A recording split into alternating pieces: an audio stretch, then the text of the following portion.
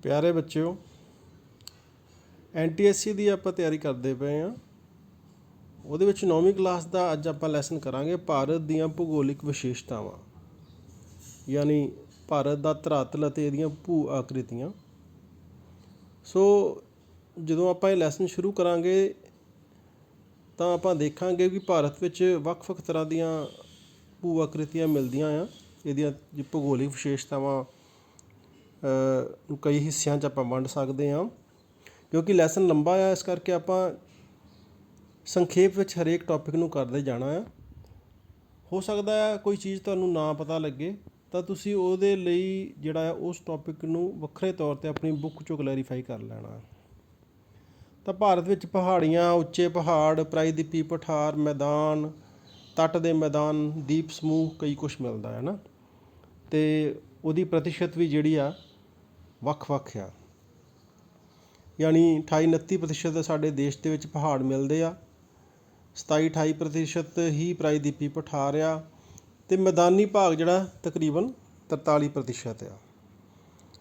ਸੋ ਭਾਰਤ ਦੀ ਭੂਗੋਲਿਕ ਵੰਡ ਦੇਖੋ ਲਿਖੀ ਹੋਈ ਆ। ਪਹਿਲਾਂ ਆ ਹਿਮਾਲਿਆ ਪਰਬਤ, ਫਿਰ ਉੱਤਰ ਦੇ ਵਿਸ਼ਾਲ ਮੈਦਾਨ, ਪ੍ਰਾਇਦੀਪੀ ਪਠਾਰ, ਤੱਟ ਦੇ ਮੈਦਾਨ ਅਤੇ ਭਾਰਤੀ ਦੀਪ ਸਮੂਹ। ਤੁਸੀਂ ਬੱਚਿਓ ਭਾਰਤ ਦਾ ਨਕਸ਼ਾ ਦੇਖਿਆ ਹੀ ਹੋਣਾ। ਭਾਰਤ ਦੇ ਨਕਸ਼ੇ ਦੇ ਹਿਸਾਬ ਨਾਲ ਆਪਾਂ ਭਾਰਤ ਨੂੰ ਕਈ ਹਿੱਸਿਆਂ 'ਚ ਵੰਡਦੇ ਹਾਂ। ਪਰ ਇਸ ਤੋਂ ਪਹਿਲਾਂ ਕਿ ਅਸੀਂ ਦੇਖੀਏ ਵੀ ਜੋ ਕੁਛ ਅਸੀਂ ਕਰ ਰਹੇ ਹਾਂ ਉਹ ਕੀ ਆ, ਵੀ ਧਰਤੀ ਦੇ ਉੱਤੇ ਕਿਹੋ ਤਰ੍ਹਾਂ ਦੇ ਜਿਹੜੇ ਲੈਂਡ ਫਾਰਮਸ ਮਿਲਦੇ ਆ, ਯਾਨੀ ਭੂਮੀ ਦੀਆਂ ਕਿਹੋ ਤਰ੍ਹਾਂ ਦੀਆਂ ਸ਼ਕਲਾਂ ਜਾਂ ਕੀ ਕੁਛ ਭੂਮੀ ਦੇ ਵਿੱਚ ਹੈਗਾ। ਤਾਂ ਤੁਸੀਂ ਦੇਖੋ ਇੱਕ ਸਲਾਈਡ ਤੁਹਾਡੇ ਅੱਗੇ, ਇਹਦੇ ਵਿੱਚ ਕਈ ਕੁਛ ਲਿਖਿਆ: glacier, volcano, plateau, lake, valley, canyon, mountain range, basin, desert, river, delta, peninsula, strait, island. ਇਹ ਸਾਰੀਆਂ ਚੀਜ਼ਾਂ ਸਾਡੀ ਧਰਤੀ 'ਤੇ ਮਿਲਦੀਆਂ ਆ, ਔਰ ਇਹਦੇ ਵਿੱਚੋਂ ਜ਼ਿਆਦਾਤਰ ਚੀਜ਼ਾਂ ਭਾਰਤ ਦੇ ਵਿੱਚ ਵੀ ਹੈਗੀਆਂ। ਤਕਰੀਬਨ ਸਾਰੀਆਂ, ਇੱਕ ਅੱਧੀ ਚੀਜ਼ ਨੂੰ ਛੱਡ ਕੇ ਸਾਰੀਆਂ ਚੀਜ਼ਾਂ ਭਾਰਤ ਦੇ ਵਿੱਚ ਅਵੇਲੇਬਲ ਹੈਗੀਆਂ। ਪਹਿਲਾਂ ਆਪਾਂ ਦੇਖਾਂਗੇ ਵੀ ਇਹ ਵੱਖ-ਵੱਖ ਜਿੰਨੀਆਂ ਕਿ ਕਿਸਮਾਂ ਸਾਨੂੰ ਪਤਾ ਲੱਗ ਸਕਦੀਆਂ। ਸਭ ਤੋਂ ਪਹਿਲਾਂ ਤਾਂ ਬੱਚਿਓ ਵੋਲਕੈਨੋ ਆ, ਜਵਾਲਾਮੁਖੀ ਜਿਹਨੂੰ ਕਹਿੰਦੇ ਆ। ਆਪਾਂ ਅਕਸਰ ਆਪਣੀ ਪਿਛਲੀਆਂ ਲੈਸਨ ਦੇ ਵਿੱਚ, ਪਿਛਲੀਆਂ ਕਲਾਸਾਂ 'ਚ ਪੜ੍ਹਿਆ ਆ ਵੀ ਇੱਕ ਪਹਾੜ ਆ ਜਿਹਦੇ ਮੂੰਹ ਦੇ ਵਿੱਚੋਂ ਅੱਗ ਨਿਕਲਦੀ ਪਈ ਆ, ਲਾਵਾ ਬਾਹਰ ਆਉਂਦਾ ਪਿਆ ਆ, ਉਹਨੂੰ ਅਸੀਂ ਜਵਾਲਾਮੁਖੀ ਕਹਿੰਦੇ ਆ। ਡੇਲਟਾ ਦੇਖੋ, ਆ ਐਕਚੁਅਲੀ ਪਿੱਛੋਂ ਇੱਕ ਹੀ ਨਦੀ ਆ ਰਹੀ ਆ, ਜਦੋਂ ਇਹ ਸਮੁੰਦਰ 'ਚ ਡਿੱਗਦੀ ਆ ਤਾਂ ਇਹ ਵੱਖ-ਵੱਖ ਹਿੱਸਿਆਂ 'ਚ ਵੰਡੀ ਜਾਂਦੀ ਆ। ਛੋਟੀਆਂ ਇਹਦੀਆਂ ਜਿਵੇਂ ਨਹਿਰਾਂ ਵਾਂਗੂ ਬਣ ਜਾਂਦੀ ਆ, ਅਤੇ ਵਿੱਚ ਇਹ ਲੈਂਡ ਫਾਰਮ ਬਣਾਉਂਦੀ ਜਾਂਦੀ, ਜਿਹੜੀ ਮਿੱਟੀ ਨਾਲ ਲੈ ਕੇ ਆਉਂਦੀ ਉਹਨੂੰ ਇਕੱਠਾ ਕਰਦੀ ਜਾਂਦੀ ਆ। ਤਾਂ ਤੁਸੀਂ ਦੇਖੋਗੇ ਬੱਚਿਓ ਆਹ ਵਿੱਚ ਧਰਤੀ ਵੀ ਹੈਗੀ ਹੈ ਨਾ। ਹੈ ਇੱਕੋ ਦਰਿਆ ਪਿੱਛੋਂ ਆਉਂਦਾ ਪਿਆ, ਪਰ ਉਹ ਅੱਗੇ ਆ ਕੇ ਵੱਖ-ਵੱਖ ਲਾਈਨਾਂ ਇੱਦਾਂ ਦੇਖੋ ਬਣਾਈ ਜਾ ਰਿਹਾ।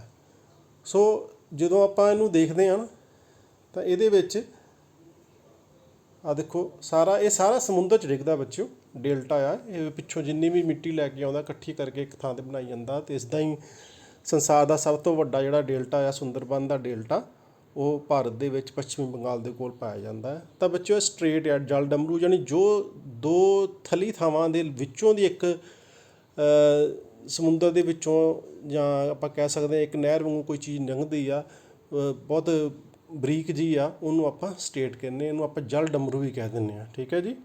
ਅਤੇ ਭਾਰਤ ਅਤੇ ਸ਼੍ਰੀਲੰਕਾ ਦੇ ਵਿੱਚ ਆ ਦੇਖੋ ਪਾਕ ਜਲ ਡਮਰੂ ਇਹਦਾ ਨਾਂ ਆ, ਇਹ ਸਾਡੇ ਪਾਇਆ ਜਾਂਦਾ ਹੈ। ਇਹ ਕੈਨੀਅਨ ਆ।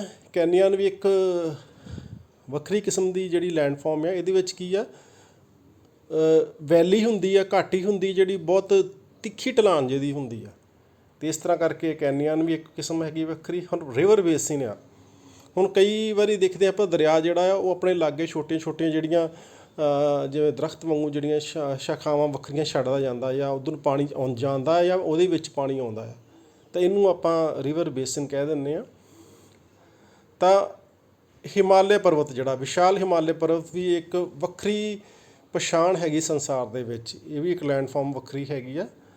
ਫਿਰ ਡੈਜ਼ਰਟ ਹੈਗਾ, ਮਾਰੂਥਲ, ਰਾਜਸਥਾਨ ਦੇ ਵਿੱਚ ਸਾਡੇ ਥਾਰ ਮਾਰੂਥਲ ਆ, ਯਾਨੀ ਰੇਤ ਹੀ ਰੇਤ ਹੁੰਦੀ, ਬਹੁਤ ਵੱਡਾ ਇਲਾਕਾ ਆ, ਤਕਰੀਬਨ 650 ਕਿਲੋਮੀਟਰ ਵਰਗ ਕਿਲੋਮੀਟਰ ਦੇ ਵਿੱਚ ਫੈਲਿਆ ਹੋਇਆ ਆ। ਰੇਤ ਹੀ ਰੇਤ ਆ, ਕੁਛ ਨਹੀਂ ਇਹਦੇ ਵਿੱਚ ਹੁੰਦਾ, ਕਿਤੇ ਕਿਤੇ ਥੋੜ੍ਹਾ ਬਹੁਤ ਪਾਣੀ ਜਾਂ ਦਰਖਤ ਝਾੜੀਆਂ ਮਿਲ ਜਾਂਦੀਆਂ।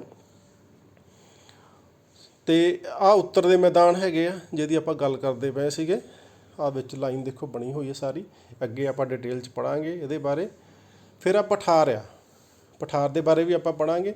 ਤੁਹਾਨੂੰ ਇੱਕ ਵੈਸੇ ਸਲਾਈਡ ਦਿਖਾਈ ਆ ਵੀ ਇਹ ਪਠਾਰ ਜਿਹੜੇ ਜਿਵੇਂ ਪਹਾੜ ਹੁੰਦੇ ਨਾ ਬੱਚੇ, ਪਹਾੜ ਇੱਦਾਂ ਹੁੰਦੇ ਆ, ਠੀਕ ਹੈ ਨਾ। ਤੁਸੀਂ ਦੇਖੋਗੇ ਪਹਾੜ ਉੱਪਰੋਂ ਚੋਟੀ ਐ ਬਰੀਕ ਹੁੰਦੀ ਹੈ, ਪਰ ਇਹਦੇ 'ਚ ਕੀ ਆ, ਇਹਦੇ 'ਚ ਦੇਖੋ ਆ ਸਾਰਾ ਜਿਹੜਾ ਇਲਾਕਾ ਇਹ ਪੱਧਰਾ ਆ। ਜਿਵੇਂ ਮੰਨ ਲਓ ਆ ਟੇਬਲ ਦੀਆਂ 4 ਲੱਤਾਂ ਹੋਣ ਅਤੇ ਟੇਬਲ ਦੇ ਉੱਤੇ ਆਪਾਂ ਰੋਟੀ ਰੱਖ ਕੇ ਖਾਂਦੇ ਨਾ, ਇਸ ਤਰ੍ਹਾਂ ਦਾ ਇਹ ਜਿਹੜਾ ਇਲਾਕਾ ਸਾਨੂੰ ਇਹਦੇ ਵਿੱਚ ਮਿਲਦਾ ਆ, ਠੀਕ ਹੈ ਬੱਚੋ। ਇਹਨੂੰ ਪਠਾਰ ਕਹਿੰਦੇ, ਅੱਗੇ ਡਿਟੇਲ 'ਚ ਪੜ੍ਹਾਂਗੇ ਆਪਾਂ। ਭਾਰਤ ਦਾ ਪ੍ਰਾਇਦੀਪੀ ਪਠਾਰ, ਆ ਜਿਹੜਾ ਖੇਤਰ ਜਿਹੜਾ ਹੈਗਾ ਸਾਰਾ ਪ੍ਰਾਇਦੀਪੀ ਪਠਾਰ ਦਾ ਖੇਤਰ ਹੈ, ਇਹਦੇ ਬਾਰੇ ਵੀ ਪੜ੍ਹਾਂਗੇ ਆਪਾਂ। ਅਤੇ ਬੱਚਿਓ ਅੱਗੇ ਆ ਦੀਪ, ਆ ਦੇਖੋ ਤੁਸੀਂ ਚਾਰੇ ਪਾਸੇ ਪਾਣੀ ਆ, ਵਿੱਚ ਇੱਕ ਲੈਂਡਫਾਰਮ ਹੈਗੀ ਆ, ਇਹਨੂੰ ਅਸੀਂ ਦੀਪ ਕਹਿੰਦੇ ਆ। ਭਾਰਤ ਦੇ ਅੰਡੇਮਾਨ ਨਿਕੋਬਾਰ ਦੀਪ ਸਮੂਹ, ਲਕਸ਼ਦਵੀਪ, ਇਹ ਜਿਹੜੇ ਆ ਇਹਦੇ ਬਾਰੇ ਵੀ ਆਪਾਂ ਪੜ੍ਹਾਂਗੇ। ਫਿਰ ਆ ਝੀਲ ਆ, ਝੀਲ ਤੁਸੀਂ ਦੇਖੋ, ਝੀਲ ਇੱਕ ਐਸੀ ਜਗ੍ਹਾ ਹੁੰਦੀ ਹੈ ਜਿਹਦੇ ਵਿੱਚੋਂ ਪਾਣੀ ਬਾਹਰ ਨੂੰ ਨਹੀਂ ਜਾਂਦਾ। ਦੇਖੋ ਕੋਈ ਵੀ ਜਗ੍ਹਾ ਐਸੀ ਨਹੀਂ ਜਿੱਥੋਂ ਪਾਣੀ ਬਾਹਰ ਜਾਊਗਾ, ਇਹਦੇ ਵਿੱਚ ਪਾਣੀ ਆਉਂਦਾ ਆ ਪਰ ਇਹਦੇ ਵਿੱਚੋਂ ਪਾਣੀ ਬਾਹਰ ਨਹੀਂ ਜਾਂਦਾ ਅਤੇ ਇਹਦੇ ਵਿੱਚ ਹੀ ਰਹਿੰਦਾ ਆ, ਅਤੇ ਵਿੱਚ ਹੀ ਜਿਹੜਾ ਆ ਭਾਰਤ ਵਿੱਚ ਬਹੁਤ ਸਾਰੀਆਂ ਝੀਲਾਂ ਮਿਲਦੀਆਂ, ਠੀਕ ਹੈ ਨਾ। ਤਾਂ ਇਹਦੇ ਬਾਰੇ ਵੀ ਆਪਾਂ ਦੇਖਾਂਗੇ, ਅਤੇ ਇਹ ਵੀ ਇੱਕ ਲੈਂਡਫਾਰਮ ਹੈਗੀ ਆ। ਅੱਗੇ ਹੁਣ ਇਹ ਮੇਨ ਲੈਂਡਫਾਰਮ ਸਾਰੀਆਂ ਹੋ ਗਈਆਂ। ਹੁਣ ਪਹਿਲੀ ਗੱਲ ਇਹ ਆ ਵੀ ਇਹਦੇ ਪਿੱਛੇ ਬਣਨ ਦੇ ਕਾਰਨ ਕੀ ਹੈ ਨਾ, ਇਹ ਵੀ ਆਪਾਂ ਬੱਚਿਓ ਥੋੜ੍ਹੀ ਜਿਹੀ ਡਿਟੇਲ 'ਚ ਦੇਖਾਂਗੇ। ਇੱਕ ਹੈਗੀ theory of tectonic plates. Tectonic plates ਬੱਚਿਓ ਇਹ ਯਾਦ ਰੱਖਿਓ, ਟੈਕਟੋਨਿਕ ਵਰਡ ਜਿਹੜਾ ਆ ਇਹ ਤੁਹਾਡੇ ਦਿਮਾਗ ਦੇ ਵਿੱਚ ਰਹਿਣਾ ਚਾਹੀਦਾ। ਟੈਕਟੋਨਿਕ ਵਰਡ ਇੱਕ ਐਸਾ ਵਰਡ ਹੈ, ਯਾਨੀ ਸਾਡੇ ਜਿਹੜੇ ਭੂਗੋਲ ਸ਼ਾਸਤਰੀ ਆ ਉਹਨਾਂ ਨੇ ਜੋ ਅਧਿਐਨ ਕੀਤਾ ਆ, ਠੀਕ ਹੈ ਨਾ। ਸਭ ਤੋਂ ਪਹਿਲਾਂ ਐਲਫਰਡ ਵੈਗਨਰ ਨਾਂ ਦਾ ਇੱਕ ਇਨਸਾਨ ਸੀਗਾ, ਉਹਨੇ ਇਹ ਟੈਕਟੋਨਿਕ ਪਲੇਟਾਂ ਦੀ ਗੱਲ ਕੀਤੀ ਸੀਗੀ। ਉਹ ਕਹਿੰਦਾ ਵੀ ਧਰਤੀ ਦੇ ਜਿਹੜੇ ਵੱਡੇ ਵੱਡੇ ਜਿਹੜੇ ਹੈਗੇ ਕੌਂਟੀਨੈਂਟਸ ਹੈਗੇ, ਮਹਾਂਦੀਪ ਜਿਹੜੇ ਹੈਗੇ, ਉਹ ਕੁਛ ਪਲੇਟਾਂ ਦੇ ਉੱਤੇ ਟਿਕੇ ਹੋਏ, ਉਹ ਪਲੇਟਾਂ ਥੱਲਿਓਂ ਮੂਵ ਕਰਦੀਆਂ। ਉਹਦੇ ਬਾਰੇ ਆ ਥੋੜ੍ਹੀ ਜਿਹੀ ਡਿਟੇਲ 'ਚ ਆਪਾਂ ਕਰਾਂਗੇ ਜਿੰਨਾ ਕੁ ਸਾਨੂੰ ਪਤਾ ਲੱਗ ਸਕਦਾ। ਤਾਂ ਇਹ ਸਾਡੀ ਬੱਚਿਓ ਧਰਤੀ ਆ, ਆਹ ਵਾਲਾ ਉੱਪਰਲਾ ਹਿੱਸਾ ਆ ਜਿੱਥੇ ਅਸੀਂ ਰਹਿੰਦੇ ਹਾਂ। ਆਹ ਹੇਠਾਂ ਨੂੰ ਥੱਲੇ ਨੂੰ ਆਪਾਂ ਡੂੰਘਾਈ 'ਚ ਜਾਈ ਜਾਵਾਂਗੇ ਨਾ, ਤਾਂ ਸਾਡੀ ਧਰਤੀ ਜਿਹੜੀ ਆ ਉਹ ਸਾਨੂੰ ਪਤਾ ਲੱਗ ਜੂ। ਇੱਥੇ ਅਸੀਂ ਜਿੱਥੇ ਆਪਾਂ ਰਹਿੰਦੇ ਹਾਂ, ਤੁਸੀਂ ਦੇਖੋ ਇਹਨੂੰ ਆਪਾਂ ਕਰਸਟ ਕਹਿੰਦੇ ਹਾਂ, ਇਹਦੀ ਬਹੁਤ ਮੋਟੀ ਪਰਤ ਆ। ਫਿਰ ਉਸ ਤੋਂ ਬਾਅਦ ਜਿਹੜਾ ਸੈਕਿੰਡ ਪੋਰਸ਼ਨ ਆ ਜਿਹੜਾ ਹੈਗਾ ਇਹਨੂੰ ਮੈਂਟਲ ਕਹਿੰਦੇ ਆ। ਆਹ ਜਿਹੜਾ ਹੈਗਾ ਆ ਇਹ ਕੋਰ ਆ, ਇਹ ਦੋ ਹਿੱਸਿਆਂ 'ਚ ਵੰਡਿਆ ਜਾਂਦਾ, ਇਨਰ ਕੋਰ ਅਤੇ ਆਊਟਰ ਕੋਰ। ਅਕਸਰ ਤੁਸੀਂ ਜਿਹੜਾ ਇਹਦੇ ਬਾਰੇ ਜਾਣਕਾਰੀ ਤੁਹਾਨੂੰ ਕਿਤਾਬਾਂ 'ਚ ਸਾਡੀ ਕਲਾਸਾਂ 'ਚ ਪੜ੍ਹਾਈ ਗਈ ਆ। ਹੁਣ ਤੁਸੀਂ ਆਪਾਂ ਦੇਖਦੇ ਹਾਂ ਵੀ ਕਿੰਨਾ ਕਿੰਨਾ ਮੋਟਾ ਹੋ ਸਕਦਾ ਇਹ ਜਿਹੜਾ ਸਾਡਾ ਕਰਸਟ ਆ। ਕਰਸਟ ਜਿਹੜਾ ਆ ਦੇਖੋ ਇਹਦੀ ਜਿਹੜੀ ਹੈਗੀ ਆ ਚੜਾਈ 5 ਤੋਂ 70 ਕਿਲੋਮੀਟਰ ਆ, ਕਿਤੇ 5 ਕਿਲੋਮੀਟਰ ਆ, ਕਿਤੇ 70 ਕਿਲੋਮੀਟਰ ਆ ਕਰਸਟ, ਯਾਨੀ ਇਹ ਮੋਟਾਈ ਜਿਹੜੀ ਇਹਦੀ ਆਪਾਂ ਯਾਨੀ ਜਿੱਥੇ ਆਪਾਂ ਖੜ੍ਹੇ ਹਾਂ ਉਸ ਤੋਂ ਥੱਲੇ ਨੂੰ ਅਸੀਂ 5 ਕਿਲੋਮੀਟਰ ਤੋਂ 70 ਕਿਲੋਮੀਟਰ ਤੱਕ ਸਾਡਾ ਕਰਸਟ ਆ। ਉਸ ਤੋਂ ਅੱਗੇ 2860 ਕਿਲੋਮੀਟਰ ਤੱਕ ਮੈਂਟਲ ਆ, ਠੀਕ ਹੈ। ਫਿਰ ਦੇਖੋ ਕੋਰ ਜਿਹੜਾ ਉਹ 3470 ਕਿਲੋਮੀਟਰ ਆ। ਹੁਣ ਉਹਨੂੰ ਦੋ ਹਿੱਸਿਆਂ 'ਚ ਆਊਟਰ ਕੋਰ 2200 ਆ, ਇਨਰ ਕੋਰ ਜਿਹੜਾ 1270 ਕਿਲੋਮੀਟਰ ਆ। ਤਾਂ ਬੱਚਿਓ ਇਹ ਜਿਹੜਾ ਤੁਹਾਡੇ ਲਈ ਜਾਣਨਾ ਜ਼ਰੂਰੀ ਆ ਵੀ ਜਿਹੜੀ ਸਾਡੀ ਧਰਤੀ ਆ, ਦੇਖੋ ਆਪਾਂ ਟੋਟਲ ਲਾਵਾਂਗੇ ਤਾਂ ਬਹੁਤ ਜ਼ਿਆਦਾ ਬਣ ਜਾਂਦਾ ਹੈ ਨਾ, 7-8 ਹਜ਼ਾਰ ਕਿਲੋਮੀਟਰ ਡੂੰਘੀ ਧਰਤੀ ਸਾਡੀ ਹੈਗੀ ਆ। ਅਤੇ ਉਹਦੇ ਕਰਕੇ ਹੀ ਸਾਰਾ ਕੁਛ ਜਿਹੜਾ ਲੈਂਡਫਾਰਮ ਦੇ ਵਿੱਚ ਪਰਿਵਰਤਨ ਆਉਂਦਾ ਰਹਿੰਦਾ। ਹੁਣ ਟੈਕਟੋਨਿਕ ਪਲੇਟਾਂ ਦੀ ਗੱਲ ਕਰਦੇ ਹਾਂ, ਤਾਂ ਤੁਸੀਂ ਦੇਖੋਗੇ ਆਹ ਦੇਖੋ ਇਹ ਪਲੇਟਾਂ ਬਣੀਆਂ ਹੋਈਆਂ ਵਿੱਚ, ਆਹ ਦੇਖੋ ਲਾਈਨਾਂ ਖਿੱਚੀਆਂ ਹੋਈਆਂ ਨਾ, ਆਹ ਸਾਰੀਆਂ ਇਹ ਕੁਛ ਪਲੇਟਾਂ ਆਪਸ ਦੇ ਵਿੱਚ ਜੁੜਦੀਆਂ ਹੋਏ। ਹੁਣ ਆਹ ਦੇਖੋ ਇੱਥੇ ਲਿਖਿਆ ਅਫਰੀਕਾ, ਇਹ ਅਫਰੀਕਨ ਪਲੇਟ ਹੈਗੀ ਆ। ਆਹ ਯੂਰੇਸ਼ੀਅਨ ਪਲੇਟ ਉੱਤੇ ਨਾਮ ਹੀ ਲਿਖਿਆ ਹੋਇਆ। ਆਹ ਨਾਰਥ ਅਮਰੀਕਨ ਉੱਤਰੀ ਅਮਰੀਕਾ ਪਲੇਟ ਹੈਗੀ ਹੈ ਨਾ। ਇਸੇ ਕਰਕੇ ਇੱਦਾਂ ਕਰਕੇ 7 ਪਲੇਟਾਂ ਆ। ਆਪਾਂ 7 ਮਹਾਂਦੀਪ ਦੇ ਵਿੱਚ ਸਾਰੇ ਸੰਸਾਰ ਨੂੰ ਵੰਡਦੇ ਹਾਂ ਨਾ, ਤਾਂ 7 ਪਲੇਟਾਂ, 7 ਮੇਨ ਟੈਕਟੋਨਿਕ ਪਲੇਟਾਂ ਵੱਡੀਆਂ ਪਲੇਟਾਂ ਆ, ਅਤੇ 20 ਦੇ ਕਰੀਬ ਤਕਰੀਬਨ ਛੋਟੀਆਂ ਪਲੇਟਾਂ ਆ। ਇਹ ਜਿਹੜੀ ਖੋਜ ਕੀਤੀ ਗਈ ਆ ਐਲਫਰਡ ਵੈਗਨਰ ਨੇ ਕੀਤੀ ਸੀ, ਉਸ ਤੋਂ ਬਾਅਦ ਵੀ ਸਰਚ ਹੋਈ ਆ। ਅਤੇ ਵੈਸੇ ਕੁਛ ਇਹ ਵੀ ਮੰਨਦੇ ਆ ਵੀ ਤਕਰੀਬਨ 100 ਦੇ ਕਰੀਬ ਜਿਹੜੀਆਂ ਟੈਕਟੋਨਿਕ ਪਲੇਟਾਂ ਆ ਜਿਹੜੀਆਂ ਧਰਤੀ ਦੇ ਹੇਠਾਂ ਆ, ਜਿਹੜੀਆਂ ਮੂਵ ਕਰਦੀਆਂ ਰਹਿੰਦੀਆਂ। ਇਹਨਾਂ ਦੇ ਉੱਤੇ ਜਿਹੜੇ ਸਾਡੇ ਆਈਲੈਂਡ, ਸਾਡੇ ਜਿਹੜੇ ਕੌਂਟੀਨੈਂਟ ਆ, ਸਾਡੇ ਜਿਹੜੇ ਦੇਸ਼ ਆ ਉਹ ਉੱਤੇ ਵਸੇ ਹੋਏ ਆ, ਉੱਥੇ ਟਿਕੇ ਹੋਏ ਆ। ਅਤੇ ਇਹ ਆਪਸ ਵਿੱਚ ਇੱਦਾਂ ਫਸੀਆਂ ਹੋਈਆਂ, ਦੇਖੋ ਲਾਈਨਾਂ ਜਿਵੇਂ ਲੱਗੀਆਂ ਨਾ, ਆਹ ਫਸੀਆਂ ਹੋਈਆਂ ਇੱਦਾਂ। ਅਤੇ ਜਦੋਂ ਭੂਚਾਲ ਆਉਂਦਾ ਇਹ ਆਪਸ 'ਚ ਹਿਲਦੀਆਂ ਰਹਿੰਦੀਆਂ। ਜਦੋਂ ਭੂਚਾਲ ਆਉਂਦਾ ਆ ਉਹ ਭੂਚਾਲ ਇੱਥੋਂ ਹੀ ਆਉਂਦਾ, ਇੱਥੋਂ ਹੀ ਜਿਹੜਾ ਸਾਡੇ ਵਿਗਿਆਨੀ ਇਸ ਗੱਲ ਦਾ ਅੰਦਾਜ਼ਾ ਲਾਉਂਦੇ ਆ ਵੀ ਆਹ ਖੇਤਰ ਜਿਹੜਾ ਹੈਗਾ ਇਸ ਖੇਤਰ 'ਚ ਭੂਚਾਲ ਆਉਣ ਦੇ ਜਿਹੜੇ ਚਾਂਸ ਜ਼ਿਆਦਾ ਹੈ। ਸੋ ਇਹ ਟੈਕਟੋਨਿਕ ਪਲੇਟਾਂ ਆ ਜਿਹੜੀਆਂ, ਇਹਦੇ ਬਾਰੇ ਸਾਨੂੰ ਪਤਾ ਜ਼ਿਆਦਾ ਹੋਣਾ ਚਾਹੀਦਾ ਹੈ। ਹੁਣ ਜਿਹੜੀਆਂ ਪਲੇਟ ਆ ਨਾ, ਇਹ ਪਲੇਟਾਂ ਦੀ ਜਿਹੜੀ ਮੂਵਮੈਂਟ ਆ ਉਹ 3 ਤਰ੍ਹਾਂ ਦੀ ਆ। ਇੱਕ ਹੈਗੀ ਡਾਈਵਰਜਨ, ਇੱਕ ਕਨਵਰਜੈਂਟ ਅਤੇ ਇੱਕ ਟਰਾਂਸਫਾਰਮ ਹੈ। ਹੁਣ ਦੇਖੋ ਪਲੇਟ ਕੀ ਆ, ਇਹਦੇ ਵਿੱਚ ਆ ਪਲੇਟ ਦੀ ਦਿਸ਼ਾ ਦੱਸੀ ਹੋਈ। ਦੇਖੋ ਆ ਪਲੇਟ ਜਿਹੜੀ ਆ ਕੀ ਕਰਦੀ ਪਈ ਆ, ਇਹ ਪਲੇਟ ਐ ਨੂੰ ਜਾਂਦੀ ਪਈ ਆ, ਇੱਧਰਲੀ ਪਲੇਟ ਐ ਨੂੰ ਜਾਂਦੀ ਪਈ ਆ, ਠੀਕ ਹੈ ਨਾ। ਇਹ ਦੋਵੇਂ ਪਲੇਟਾਂ ਜਿਹੜੀਆਂ ਇੱਕ ਦੂਜੇ ਤੋਂ ਦੂਰ ਹੁੰਦੀਆਂ ਪਈਆਂ। ਜਦੋਂ ਦੂਰ ਹੋਣਗੀਆਂ ਤਾਂ ਵਿੱਚੋਂ ਜਿਹੜੀ ਆ ਜਗ੍ਹਾ ਬਚੂਗੀ ਜਿੱਥੋਂ ਦੀ ਆ ਦੇਖੋ ਫੋਰਸ ਤਾਂ ਨੂੰ ਜਾਂਦੀ ਪਈ ਹੈ ਨਾ। ਸਾਡੀ ਧਰਤੀ ਦੇ ਹੇਠਾਂ ਜਿਹੜਾ ਆ ਮੈਂਟਲ ਦੇ ਆ ਨਾ, ਇਹਦੇ ਵਿੱਚ ਬੱਚਿਓ ਕੀ ਆ, ਇਹ 'ਚ ਲਾਵਾ ਆ, ਮੈਗਮਾ ਆ, ਬਹੁਤ ਗਰਮ ਆ, ਤਰਲ ਪਦਾਰਥ ਆ ਜਿਹੜਾ ਨਾ ਹਮੇਸ਼ਾ ਉਹ ਸੋਲਿਡ ਰੂਪ ਵਿੱਚ, ਸੈਮੀ ਸੋਲਿਡ ਰੂਪ ਦੇ ਵਿੱਚ ਆ, ਯਾਨੀ ਬਹੁਤਾ ਠੋਸ ਨਹੀਂ ਹੈਗਾ, ਪਰ ਉਹ ਚੱਲਦਾ ਰਹਿੰਦਾ ਇੱਕ ਥਾਂ ਤੋਂ ਦੂਜੀ ਥਾਂ 'ਤੇ। ਅਤੇ ਇਹ ਸਾਡੀਆਂ ਪਲੇਟਾਂ ਉਹਦੇ ਉੱਤੇ ਟਿਕੀਆਂ ਹੋਈਆਂ, ਅਤੇ ਉਹਦੇ ਹਿਸਾਬ ਨਾਲ ਹੀ, ਉਹਦੇ ਚੱਲਣ ਦੇ ਹਿਸਾਬ ਨਾਲ ਹੀ ਪਲੇਟਾਂ ਦੀ ਮੂਵਮੈਂਟ ਹੁੰਦੀ ਰਹਿੰਦੀ ਆ। ਅਤੇ ਪਲੇਟਾਂ ਜਦੋਂ ਮੂਵ ਕਰਦੀਆਂ ਆ ਦੇਖੋ ਇੱਥੋਂ ਦੀ ਆਹ ਚੀਜ਼, ਆਹ ਜਿਹੜਾ ਉੱਪਰਲੀ ਕਰਸਟ ਆ ਸਾਡੀ, ਇਹ ਉੱਪਰ ਨੂੰ ਉੱਠਣੀ ਸ਼ੁਰੂ ਹੋ ਗਈ। ਇੱਥੇ ਕੀ ਹੈ, ਇੱਕ ਪਲੇਟ ਥੱਲੇ ਜਾ ਰਹੀ ਹੈ, ਇੱਕ ਪਲੇਟ ਆਪਣੀ ਜਗ੍ਹਾ 'ਤੇ ਖੜੀ ਆ, ਠੀਕ ਹੈ ਨਾ।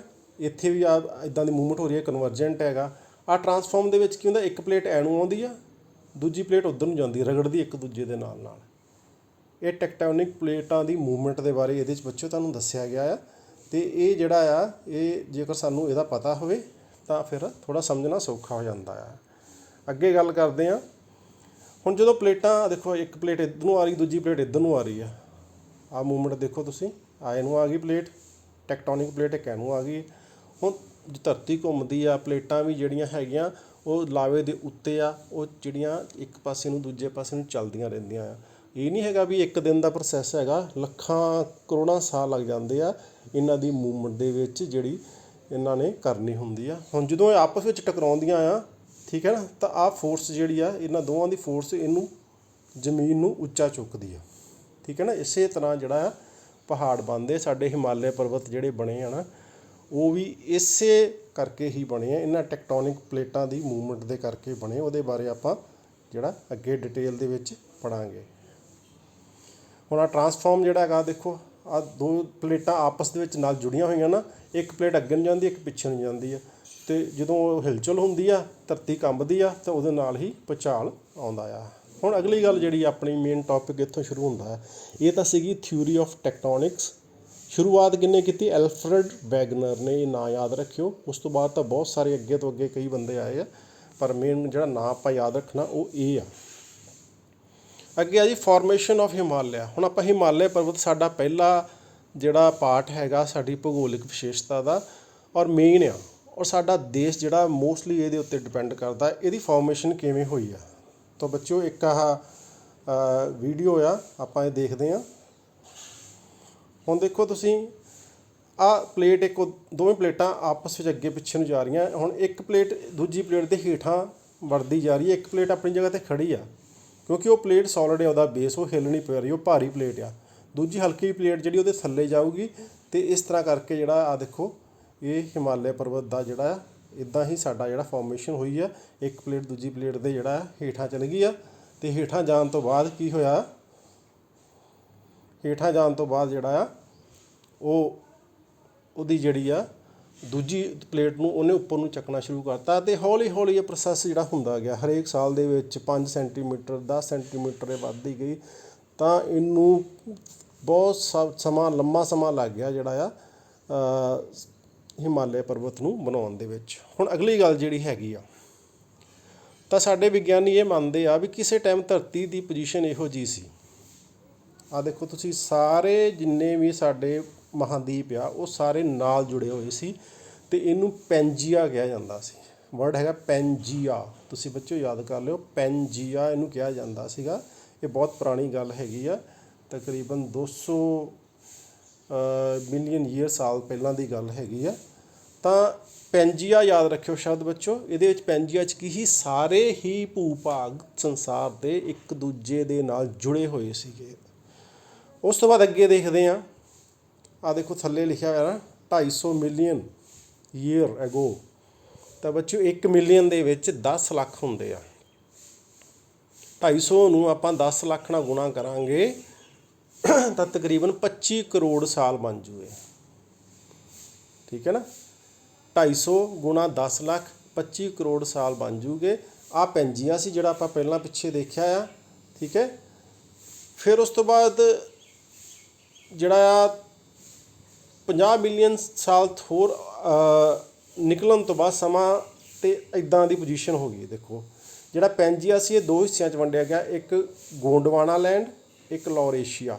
ਇਹ ਬੱਚਿਓ ਨਾਂ ਯਾਦ ਰੱਖਿਓ, ਜ਼ਿਆਦਾ ਨਹੀਂ ਯਾਦ ਰੱਖ ਸਕਦੇ, ਨਾਂ ਯਾਦ ਰੱਖਿਓ ਕਿਉਂਕਿ ਆਪਣਾ ਲੈਵਲ 10th ਦਾ ਆ। 10th ਦੇ ਹਿਸਾਬ ਨਾਲ ਜਿੰਨੀਆਂ ਚੀਜ਼ਾਂ ਅਸੀਂ ਯਾਦ ਰੱਖ ਸਕਦੇ ਹਾਂ ਉਨੀਆਂ ਸਾਨੂੰ ਪਤਾ ਹੋਣੀਆਂ ਚਾਹੀਦੀਆਂ, ਕਿਉਂਕਿ ਤੁਸੀਂ ਕਿਤਾਬ ਦੇ ਵਿੱਚ ਪੜ੍ਹਿਆ ਹੋਣਾ ਗੋਂਡਵਾਨਾ ਲੈਂਡ ਕੀ ਹੁੰਦਾ ਆ। ਠੀਕ ਹੈ ਨਾ, ਪਰ ਅਕਸਰ ਆਪਾਂ ਦੇਖ ਕੇ ਉੱਦਾਂ ਹੀ ਉਹਨੂੰ ਰੱਟ ਕੇ ਗਾਂਹ ਤੁਰ ਪੈਂਦੇ। ਹੁਣ ਸਾਨੂੰ ਇੱਥੇ ਪਤਾ ਲੱਗ ਜਾਣਾ ਚਾਹੀਦਾ ਵੀ ਗੋਂਡਵਾਨਾ ਲੈਂਡ ਕਿਹਨੂੰ ਕਿਹਾ ਗਿਆ ਆ।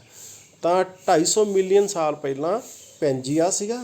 ਠੀਕ ਹੈ, ਅਤੇ ਪੈਂਜੀਆ ਅੱਗਿਓਂ ਜਦੋਂ 50 ਮਿਲੀਅਨ ਈਅਰਸ ਨਿਕਲ ਗਏ, ਠੀਕ ਹੈ, ਯਾਨੀ 5 ਕਰੋੜ ਸਾਲ ਜਦੋਂ ਲੰਘ ਗਏ ਤਾਂ ਹੌਲੀ ਹੌਲੀ ਪਰਿਵਰਤਨ ਹੁੰਦਾ ਗਿਆ ਅਤੇ ਇਹ ਪੈਂਜੀਆ ਟੁੱਟ ਗਿਆ, ਵੱਖੋ ਵੱਖ ਹੋ ਗਿਆ। ਟੈਕਟੋਨਿਕ ਪਲੇਟਾਂ ਨੇ ਇਹਨੂੰ ਵੱਖ ਕਰਤਾ, ਤਾਂ ਇੱਕ ਲੌਰੇਸ਼ੀਆ ਬਣ ਗਿਆ ਅਤੇ ਦੂਜਾ ਗੋਂਡਵਾਨਾ ਲੈਂਡ ਬਣ ਗਿਆ।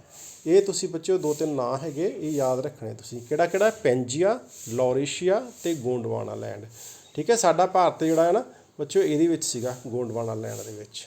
ਇਹ ਠੀਕ ਹੈ, ਹੁਣ ਅੱਗੇ ਚੱਲਦੇ ਹਾਂ।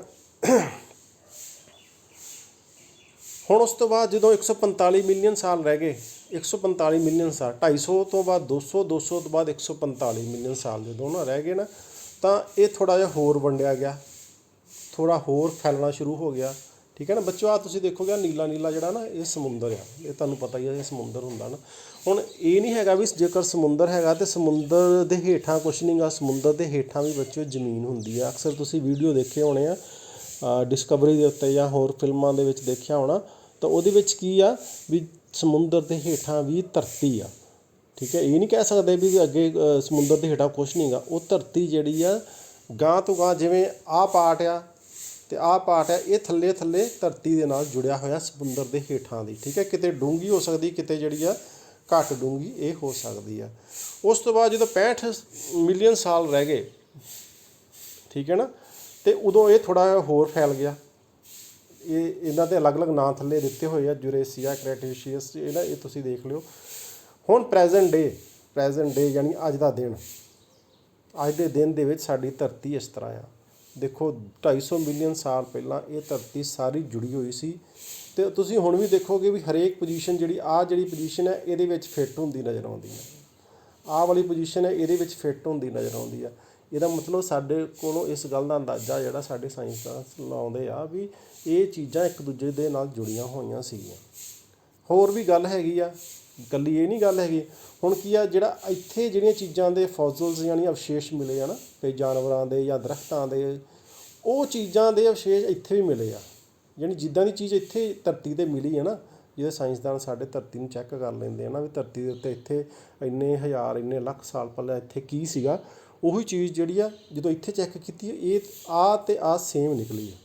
ਜਦੋਂ ਇਹ ਬੱਚੋ ਸੇਮ ਨਿਕਲੀ ਆ ਨਾ, ਤਾਂ ਉਹਦੇ ਵਿੱਚ ਕੀ ਹੋਇਆ, ਅਤੇ ਇਸ ਗੱਲ ਦਾ ਅੰਦਾਜ਼ਾ ਲਾਉਣਾ ਸਾਨੂੰ ਸੌਖਾ ਹੋ ਗਿਆ ਵੀ ਇਹ ਚੀਜ਼ ਜਿਹੜੀ ਇਹਦੇ ਨਾਲ ਜੁੜੀ ਹੋਊ, ਕਿਸੇ ਵੇਲੇ ਆਹ ਚੀਜ਼ ਜਿਹੜੀ ਇਹਦੇ ਨਾਲ ਜੁੜੀ ਹੋਊਗੀ। ਠੀਕ ਹੈ ਬੱਚਿਓ, ਅਤੇ ਇਹ ਆ ਸਾਡੀ ਪ੍ਰੈਜੈਂਟ ਜਿਹੜਾ ਹੈਗਾ। ਹੁਣ ਇੱਕ ਵੀਡੀਓ ਹੋਰ ਤੁਹਾਨੂੰ ਮੈਂ ਦਿਖਾਉਣਾ ਹੈ, ਤੁਸੀਂ ਇਹ ਵੀ ਦੇਖਿਓ ਜਰਾ। ਇਹ ਧਰਤੀ ਦੇ ਹੇਠਾਂ ਇੱਦਾਂ ਦੀ ਪੋਜੀਸ਼ਨ ਆ, ਇੱਦਾਂ ਦਾ ਗਰਮ ਲਾਵਾ ਆ, ਪਿਘਲਿਆ ਹੋਇਆ, ਔਰ ਤੈਰਦਾ ਇੱਕ ਦੂਜੇ ਦੇ ਵਿੱਚ, ਉਹ ਤੁਰਿਆ ਫਿਰਦਾ ਇੱਕ ਥਾਂ ਤੋਂ ਦੂਜੀ ਥਾਂ ਦੇ ਵਿੱਚ। ਥੱਲੇ ਬਹੁਤ ਜ਼ਿਆਦਾ ਗਰਮ ਹੈ, ਉਸ ਤੋਂ ਉੱਪਰ ਆਈ ਜਾਓਗੇ ਥੋੜ੍ਹਾ ਜਿਹਾ ਸੰਘਣਾ ਹੋ ਜਾਂਦਾ ਆ, ਅਤੇ ਉਹ ਹੀ ਮੂਵਮੈਂਟ ਕਰਦਾ ਜਦੋਂ ਉਹ ਚੱਲਦਾ ਆ। ਅਤੇ ਉਹਦੇ ਉੱਪਰਲੀਆਂ ਜਿਹੜੀਆਂ ਪਲੇਟਾਂ ਉਹਦੇ ਉੱਤੇ, ਆਹ ਦੇਖੋ ਉਹਦੇ ਉੱਤੇ ਪਲੇਟ ਹੈਗੀ ਆ, ਇਹ ਟਿਕੀਆਂ ਹੋਈਆਂ। ਆ ਜਦੋਂ ਇੱਕ ਦੂਜੇ ਨੂੰ ਲੈ ਕੇ ਪਾਸੇ ਨੂੰ ਲੈ ਕੇ ਜਾਂਦਾ ਅਤੇ ਪਲੇਟਾਂ ਨੂੰ ਵੀ ਇੱਦਾਂ ਘੁਮਾਉਂਦਾ। ਦੇਖੋ ਤੁਹਾਡੇ ਸਾਹਮਣੇ ਆ ਸਾਰਾ ਕੁਛ। ਇਹ ਪਲੇਟਾਂ ਨੂੰ ਜਦੋਂ ਘੁਮਾਉਂਦਾ ਆ, ਹਿਲਾਉਂਦਾ ਆ, ਤਾਂ ਆਹ ਜਿਹੜਾ ਜਿਵੇਂ ਪੈਂਜੀਆ ਡਿਸਟਰੀਬਿਊਟ ਹੋ ਗਿਆ, ਅਲੱਗ ਅਲੱਗ ਹੋ ਗਿਆ, ਵੰਡਿਆ ਗਿਆ, ਲੌਰੇਸ਼ੀਆ, ਫਿਰ ਗਾਂਹ ਤੋਂ ਗਾਂਹ ਕਰਦੇ ਹੁਣ ਪ੍ਰੈਜੈਂਟ ਡੇ ਦੀ ਜਿਹੜੀ ਪੋਜੀਸ਼ਨ ਆ ਗਈ ਆ। ਤਾਂ ਇਸ ਤਰ੍ਹਾਂ ਕਰਕੇ ਜਿਹੜੀ ਸਾਡੀ ਧਰਤੀ ਆ ਉਹ ਚੇਂਜ ਹੁੰਦੀ ਰਹਿੰਦੀ ਆ। ਸੋ ਬੱਚਿਓ, ਇਸੇ ਚੇਂਜ ਦੇ ਨਾਲ ਹੀ ਹਿਮਾਲਿਆ ਜਿਹੜਾ ਆ ਉਹ ਬਣਿਆ ਆ। ਜਦੋਂ ਪੈਂਜੀਆ ਟੁੱਟਿਆ ਆ, ਠੀਕ ਹੈ, ਗੋਂਡਵਾਨਾ ਲੈਂਡ ਅਤੇ ਲੌਰੇਸ਼ੀਆ ਬਣ ਗਏ। ਉਸ ਤੋਂ ਬਾਅਦ ਲੌਰੇਸ਼ੀਆ ਉਹ ਵੱਡੀ ਪਲੇਟ ਸੀਗੀ, ਉਹ ਆਪਣੀ ਥਾਂ ਤੋਂ ਜ਼ਿਆਦਾ ਨਹੀਂ ਹਿੱਲੀ, ਜਿਹੜੀ ਗੋਂਡਵਾਨਾ ਲੈਂਡ ਦੀ ਸੀਗੀ ਪਲੇਸ, ਉਹ ਹਿਲਦੀ ਜਾ ਕੇ ਲੋਰੀਸ਼ੀਆ ਨਾਲ ਟਕਰਾਈ। ਜਦੋਂ ਦੋ ਚੀਜ਼ਾਂ ਆਪਸ 'ਚ ਟਕਰਾਈਆਂ ਤਾਂ ਲੱਖਾਂ ਸਾਲ ਦੇ ਬਾਅਦ ਹੌਲੀ ਹੌਲੀ ਥੱਲੇ ਵਾਲਾ ਜਿਹੜਾ ਹਿੱਸਾ ਸੀਗਾ, ਕਿਉਂਕਿ ਜਦੋਂ ਦੋ ਚੀਜ਼ਾਂ ਟਕਰਾਉਂਦੀਆਂ ਜਾਂ ਜਿਹਦੇ ਵਿੱਚ ਜਿਹੜਾ ਵਿਚਲਾ ਹਿੱਸਾ ਜਿਹੜਾ ਉਹ ਤਾਂ ਨੂੰ ਉੱਠਣਾ ਸ਼ੁਰੂ ਹੋ ਜਾਂਦਾ, ਠੀਕ ਹੈ ਨਾ। ਅਤੇ ਬੱਚਿਓ ਇਹ ਵੀ ਹੁਣ ਵੀ ਇਹ ਮੰਨਿਆ ਜਾ ਰਿਹਾ ਵੀ ਸਾਡੇ ਜਿਹੜੇ ਹਿਮਾਲਿਆ ਪਰਬਤ ਆ ਹੁਣ ਵੀ 5 ਤੋਂ 10 ਜਿਹੜੇ ਸੈਂਟੀਮੀਟਰ ਹਰ ਸਾਲ ਉੱਚੇ ਉੱਠ ਰਹੇ ਹਨ, ਕਿਉਂਕਿ ਧਰਤੀ ਦੇ ਹੇਠਾਂ ਟੈਕਟੋਨਿਕ ਪਲੇਟਾਂ ਦੀ ਮੂਵਮੈਂਟ ਹੁਣ ਵੀ ਹੋ ਰਹੀ ਆ। ਅਗਲੀ ਗੱਲ ਜਿਹੜੀ ਸਾਡੀ ਉਹ ਇਹ ਆ ਬੱਚਿਓ ਵੀ ਹਿਮਾਲਿਆ ਦੀਆਂ ਕਿਸਮਾਂ ਕੀ ਆ। ਟਰਾਂਸ ਹਿਮਾਲਿਆ, ਉੱਚਤਮ ਹਿਮਾਲਿਆ, ਵਿਚਕਾਰਲਾ ਹਿਮਾਲਿਆ, ਸ਼ਿਵਾਲਿਕ ਦੀਆਂ ਪਹਾੜੀਆਂ, ਪੂਰਬਾਂਚਲ। ਇਹ 5 ਹਿੱਸਿਆਂ ਵਿੱਚ ਅਸੀਂ ਇਹਨੂੰ ਹਿਮਾਲਿਆ ਨੂੰ ਵੰਡਿਆ ਹੋਇਆ। ਇਹਦੀ ਸਟੱਡੀ ਆਪਾਂ ਕਰਾਂਗੇ ਪਾਰਟ ਬਾਏ ਪਾਰਟ। ਹੁਣ ਟਰਾਂਸ ਹਿਮਾਲਿਆ ਪਹਿਲਾਂ ਕੀ ਹੈ, ਇਹਨੂੰ ਤਿੱਬਤ ਹਿਮਾਲਿਆ ਵੀ ਕਿਹਾ ਜਾਂਦਾ। ਇਹਦੀ ਲੰਬਾਈ 1000 ਕਿਲੋਮੀਟਰ ਆ, ਠੀਕ ਹੈ ਨਾ। ਜੇ ਦੇਖੋ ਬੱਚਿਓ ਆ ਸਭ ਤੋਂ ਉਚਲਾ ਜਿਹੜਾ ਉੱਤੇ ਵਾਲਾ ਜਿਹੜਾ ਪੋਰਸ਼ਨ, ਜਿਹੜਾ ਉੱਪਰ ਵਾਲਾ ਉੱਚਾ ਪੋਰਸ਼ਨ ਜਿਹੜਾ ਹੈਗਾ ਨਾ, ਇਹ ਸਾਰਾ ਜਿਹੜਾ ਇਹ ਤੁਹਾਡਾ ਟਰਾਂਸ ਹਿਮਾਲਿਆ ਆ, ਠੀਕ ਹੈ। ਇਹਦੇ ਵਿੱਚ ਹੀ ਉੱਚੀਆਂ ਜਿਹੜੀਆਂ ਚੋਟੀਆਂ ਜਿਹੜੀਆਂ ਸਾਰੀਆਂ ਜਿਹੜੀਆਂ ਉਹ ਆਉਂਦੀਆਂ ਆ, ਇਹਨੂੰ ਅਸੀਂ ਟਰਾਂਸ ਹਿਮਾਲਿਆ ਕਹਿੰਦੇ ਹਾਂ ਨਾ। ਔਸਤ ਉਚਾਈ ਇਹਦੀ 6000 ਮੀਟਰ ਆ, 6000 ਮੀਟਰ ਇਹਦੀ ਔਸਤ ਉਚਾਈ ਆ। ਯਾਨੀ ਇਹਦਾ ਮਤਲਬ ਔਸਤ ਦਾ ਮਤਲਬ ਹੁੰਦਾ ਵੀ ਕਿਤੇ ਇਹ 8000 ਵੀ ਹੋ ਸਕਦੀ, ਕਿਤੇ ਇਹ 5000 ਵੀ ਹੋ ਸਕਦੀ ਆ। ਅਤੇ ਇਸ ਖੇਤਰ ਦੇ ਵਿੱਚ ਜਦੋਂ ਆਪਾਂ ਸਾਰੀਆਂ ਚੋਟੀਆਂ ਦੀ ਐਵਰੇਜ ਉਚਾਈ ਕੱਢਦੇ ਹਾਂ ਤਾਂ ਉਹ 6000 ਮੀਟਰ। ਪ੍ਰਮੁੱਖ ਚੋਟੀਆਂ K2 ਬੱਚੇ ਹੁਣ ਕਿੱਥੇ ਆ, K2 ਦੇ ਬਾਰੇ ਅਸੀਂ ਜੋ ਦੱਸਾਂਗੇ ਤੁਹਾਨੂੰ, ਇੱਥੇ ਇੱਕ K2 ਆ ਦੇਖੋ, ਤੁਹਾਨੂੰ ਬਿੰਦੀ ਲਾਤੀ ਨਾ ਮੈਂ। K2 ਦੇ ਨਾਲ ਹੀ ਜਿਹੜੇ ਦੇਖੋ ਨਾਲ ਲਿਖਿਆ ਨਾ ਗੌਡਵਿਨ ਆਸਟਿਨ, K2 ਦਾ ਹੀ ਦੂਜਾ ਨਾਂ ਗੌਡਵਿਨ ਆਸਟਿਨ। ਕਈ ਵਾਰੀ ਬੱਚਿਆਂ ਨੂੰ ਭੁਲੇਖਾ ਲੱਗ ਜਾਂਦਾ ਵੀ K2 ਵੱਖਰੀ ਚੋਟੀ ਆ ਅਤੇ ਗੌਡਵਿਨ ਆਸਟਿਨ ਵੱਖਰੀ ਚੋਟੀ ਆ। ਇਹ ਦੋਵਾਂ ਦੇ ਇੱਕੋ ਹੀ ਨਾਂ ਹੈਗਾ ਨਾ। ਅਤੇ ਕਈ ਵਾਰੀ ਪੇਪਰ 'ਚ ਕਹਿੰਦੇ ਵੀ ਮਾਊਂਟ K2 ਭਰੋ, ਕਈ ਵਾਰ ਲਿਖਿਆ ਹੁੰਦਾ ਮਾਊਂਟ ਗੌਡਵਿਨ ਆਸਟਿਨ ਭਰੋ, ਤਾਂ ਦੋਵੇਂ ਇੱਕੋ ਚੀਜ਼ ਹੈਗੀ ਆ। ਤੁਸੀਂ ਦੇਖ ਲਓ ਉੱਪਰਲੇ ਪਾਸੇ ਸੈਂਟਰ ਦੇ ਵਿੱਚ ਆ। ਅਸਲ ਦੇ ਵਿੱਚ ਇਹ ਜਿਹੜਾ ਹੈ ਨਾ, ਜਿਵੇਂ ਪਾਕਿਸਤਾਨ ਦੇ ਅੰਦਰ ਜਿਹੜਾ ਕਸ਼ਮੀਰ ਉਹਦੇ ਵਿੱਚ ਆਉਂਦਾ ਆ। ਅਤੇ ਕਈ ਵਾਰੀ ਨਾ ਚੱਕਰ ਵੀ ਪੈ ਜਾਂਦਾ ਵੀ ਭਾਰਤ ਦੀ ਸਭ ਤੋਂ ਉੱਚੀ ਚੋਟੀ ਕਿਹੜੀ ਆ। ਆਪਾਂ ਮਾਊਂਟ K2 ਲਿਖ ਦਿੰਦੇ ਹਾਂ, ਪਰ ਉਹ ਪਾਕ ਆਕੂਪਾਈਡ ਕਸ਼ਮੀਰ ਦੇ ਵਿੱਚ ਹੈਗਾ। ਇਸ ਕਰਕੇ ਇੰਟਰਨੈਸ਼ਨਲੀ ਜਿਹੜਾ ਉਸ ਨੂੰ ਮਾਨਤਾ ਨਹੀਂ ਦਿੱਤੀ ਗਈ। ਅਤੇ ਇੰਟਰਨੈਸ਼ਨਲੀ ਜਿਹੜੀ ਮਾਨਤਾ ਦਿੱਤੀ ਗਈ ਹੈ ਸਾਡੀ ਭਾਰਤ ਦੀ ਚੋਟੀ ਆ, ਉਹ ਇੱਥੇ ਕੁ ਹੈਗੀ ਆ ਜਿੱਥੇ ਮੈਂ ਆ ਬਿੰਦੀ ਲਾਉਣ ਦੇ ਬੱਚੋ ਤੁਹਾਨੂੰ ਦਿਖ ਰਹੀ ਆ। ਦੇਖੋ ਇਸ ਜਗ੍ਹਾ ਦੇ ਉੱਤੇ ਕੰਚਨਜੰਗਾ। ਤਾਂ ਮੈਂ ਇਸ ਕਰਕੇ ਦੋਵੇਂ ਚੀਜ਼ਾਂ ਤੁਹਾਨੂੰ ਦੱਸੀਆਂ ਵੀ ਪੇਪਰ ਦੇ ਵਿੱਚ, ਕਿਉਂਕਿ ਤੁਹਾਨੂੰ ਆਪਸ਼ਨ ਆਉਣੀ ਆ, ਹੋ ਸਕਦਾ ਵੀ ਲਿਖਿਆ ਹੋਵੇ ਕੁਐਸਚਨ ਵੀ ਸੰਸਾਰ ਦੀ ਸਭ ਤੋਂ ਉੱਚੀ ਚੋਟੀ ਕਿਹੜੀ, ਤੁਸੀਂ K2 ਲੱਭੀ ਜਾਓ ਅਤੇ K2 ਦੀ ਆਪਸ਼ਨ ਨਾ ਹੋਵੇ, ਉੱਥੇ ਕੰਚਨਜੰਗਾ ਲਿਖੀ ਹੋਵੇ ਨਾ। ਇਸ ਕਰਕੇ ਤੁਸੀਂ ਦੋਵੇਂ ਆਪਸ਼ਨਾਂ ਲੈ ਕੇ ਚੱਲਣੀਆਂ। ਜੇ K2 ਵਿੱਚ ਲਿਖੀ ਆ ਤਾਂ K2 ਨੂੰ ਤੁਸੀਂ ਕਹਿ ਦੇਣਾ ਵੀ ਭਾਰਤ ਦੀ ਸਭ ਤੋਂ ਉੱਚੀ ਚੋਟੀ ਆ। ਜੇ ਕੰਚਨਜੰਗਾ ਲਿਖੀ ਹੈ ਅਤੇ K2 ਨਹੀਂ ਲਿਖੀ ਹੈ ਫਿਰ ਕੰਚਨਜੰਗਾ ਨੂੰ ਦੱਸਣਾ ਤੁਸੀਂ, ਠੀਕ ਹੈ ਜੀ। ਆ ਗਾਸ਼ੇਵਰਮ ਅਤੇ ਗਾਸ਼ੇਵਰਮ 2 ਵੀ K2 ਦੇ ਹੇਠਾਂ ਆ ਨਾਲ ਹੀ ਚੋਟੀਆਂ ਜਿਹੜੀਆਂ। ਇਹ ਸੀ ਸਾਡਾ ਟਰਾਂਸ ਹਿਮਾਲਿਆ, ਠੀਕ ਹੈ। ਸੋ ਬੱਚੇ ਤੁਸੀਂ ਯਾਦ ਰੱਖਣਾ ਵੀ ਟਰਾਂਸ ਹਿਮਾਲਿਆ ਜਿਹੜਾ ਆਹ ਵਾਲਾ ਹਿਮਾਲਿਆ ਜਿਹੜਾ ਇਹ ਟਰਾਂਸ ਹਿਮਾਲਿਆ ਸਭ ਤੋਂ ਉਚਲਾ ਹਿਮਾਲਿਆ ਇਹਨੂੰ ਕਹਿੰਦੇ, ਸਭ ਤੋਂ ਉੱਚੇ ਜਿਹੜੀ ਹੈਗੀ ਏਰੀਆ ਉਹ ਇਹ ਆ। ਅੱਗੇ ਉੱਚਤਮ ਹਿਮਾਲਿਆ, ਇਹਦੇ ਵਿੱਚ ਜਿਹੜਾ ਦੇਖੋ ਆਹ ਏਰੀਆ ਆ, ਆਹ ਜਿਹੜਾ ਏਰੀਆ ਇਹ ਤਕਰੀਬਨ 2400 ਕਿਲੋਮੀਟਰ ਵਾਲਾ ਏਰੀਆ,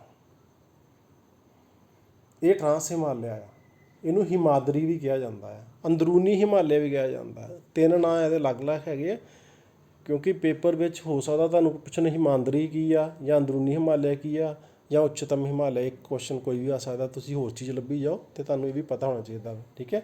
ਔਸਤ ਉਚਾਈ ਇਹਦੀ 5100 ਮੀਟਰ ਹੈ, ਉਹਦੀ 6000 ਸੀਗੀ, ਠੀਕ ਹੈ। ਉਹਦੀ ਲੰਬਾਈ ਜਿਹੜੀ ਸੀ 1000 ਕਿਲੋਮੀਟਰ ਸੀਗੀ।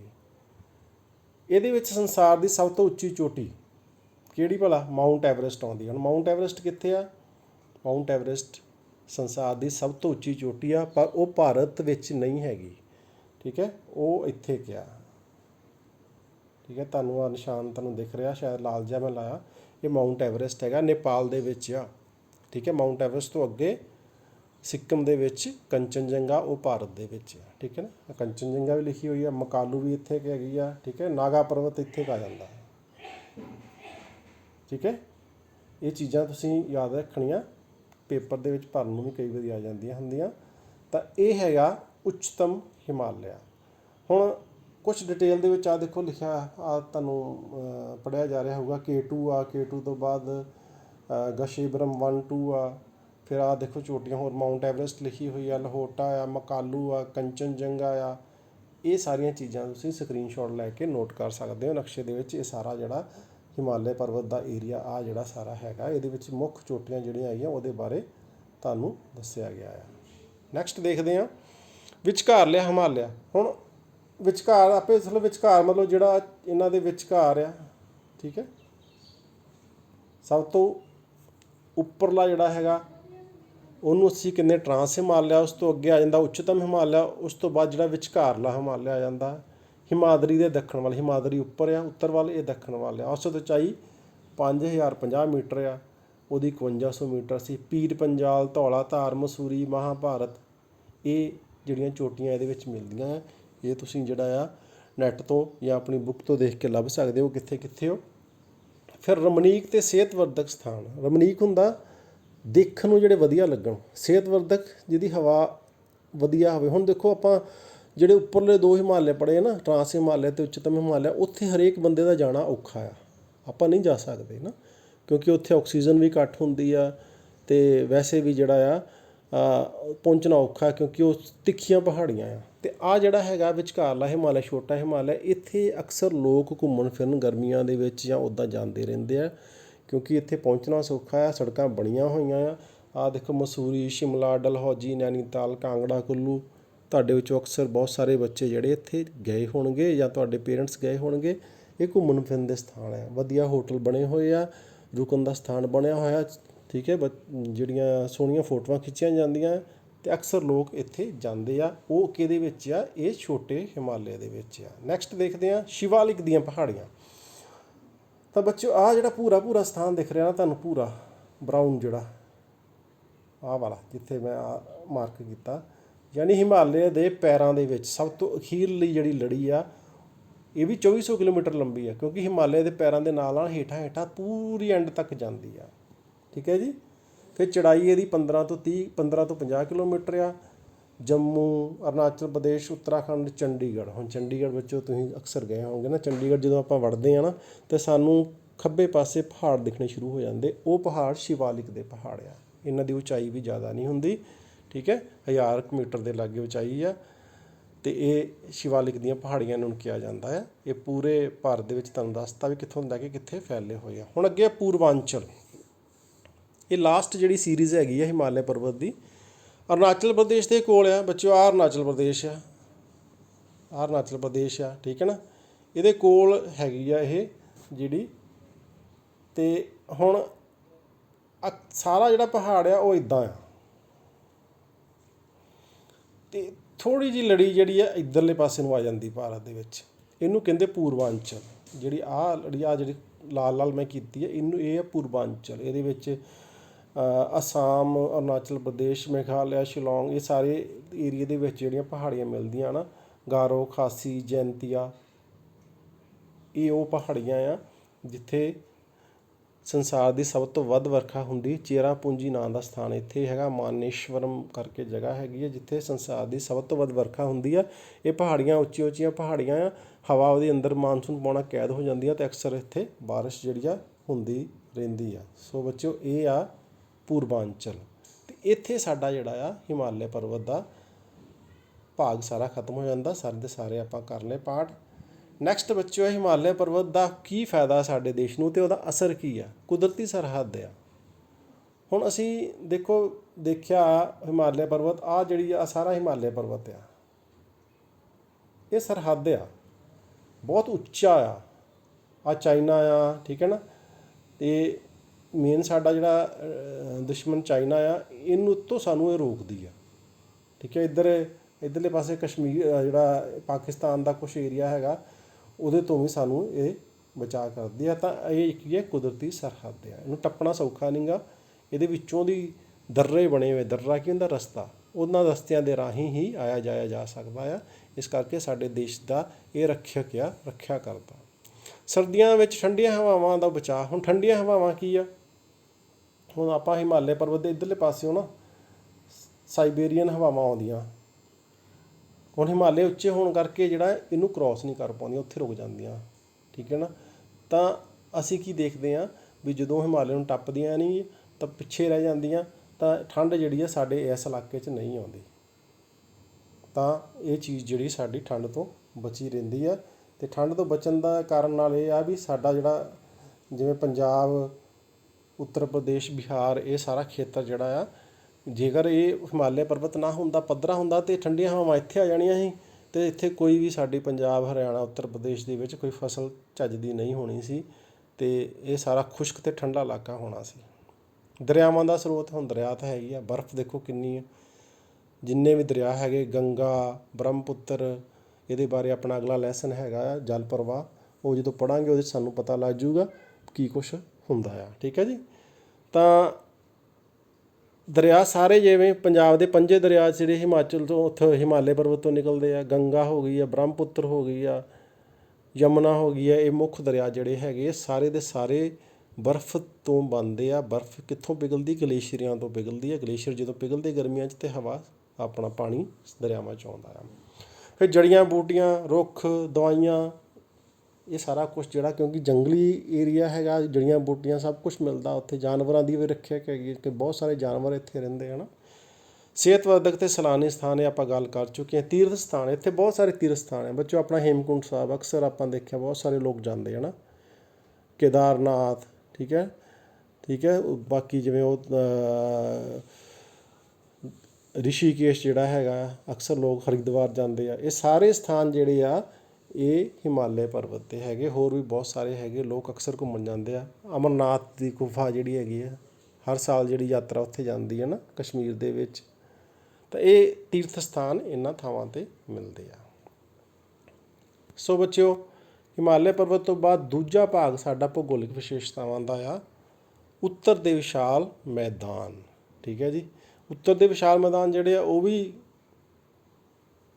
ਕਿਹਦੇ ਕਰਕੇ ਬਣੇ ਆ? ਹਿਮਾਲਿਆ ਪਰਬਤ ਕਰਕੇ ਬਣੇ ਆ। ਹੁਣ ਆਹ ਤੁਸੀਂ ਦੇਖ ਲਓ, ਆਹ ਸਾਰਾ ਆਹ ਮਾਰਕ ਕੀਤਾ ਏਰੀਆ ਸਾਰਾ ਦਾ ਸਾਰਾ ਜਿਹੜਾ, ਇਹਨੂੰ ਅਸੀਂ ਉੱਤਰ ਦੇ ਵਿਸ਼ਾਲ ਮੈਦਾਨ ਕਹਿੰਦੇ ਹਾਂ। ਨਕਸ਼ੇ ਦੇ ਵਿੱਚ ਇਹਨੂੰ ਬਣਾਉਣਾ ਸੌਖਾ। ਜਿੱਥੇ ਹਿਮਾਲਿਆ ਪਰਬਤ ਮੁੱਕਦਾ ਆ, ਉਹਦੇ ਹੇਠਾਂ ਇਹ ਸ਼ੁਰੂ ਹੋ ਜਾਂਦਾ ਆ। ਠੀਕ ਹੈ ਜੀ। ਇਹ ਉੱਤਰ ਦੇ ਵਿਸ਼ਾਲ ਮੈਦਾਨ ਆ। ਹੁਣ ਇੱਥੇ ਦੇਖੋ ਕੁਛ ਦਰਿਆ ਦੱਸੇ ਹੋਏ। ਆਹ ਜਿਹੜਾ ਉੱਪਰੋਂ ਆਉਂਦਾ ਪਿਆ ਨਾ, ਇਹ ਸਿੰਧ ਦਰਿਆ ਆ।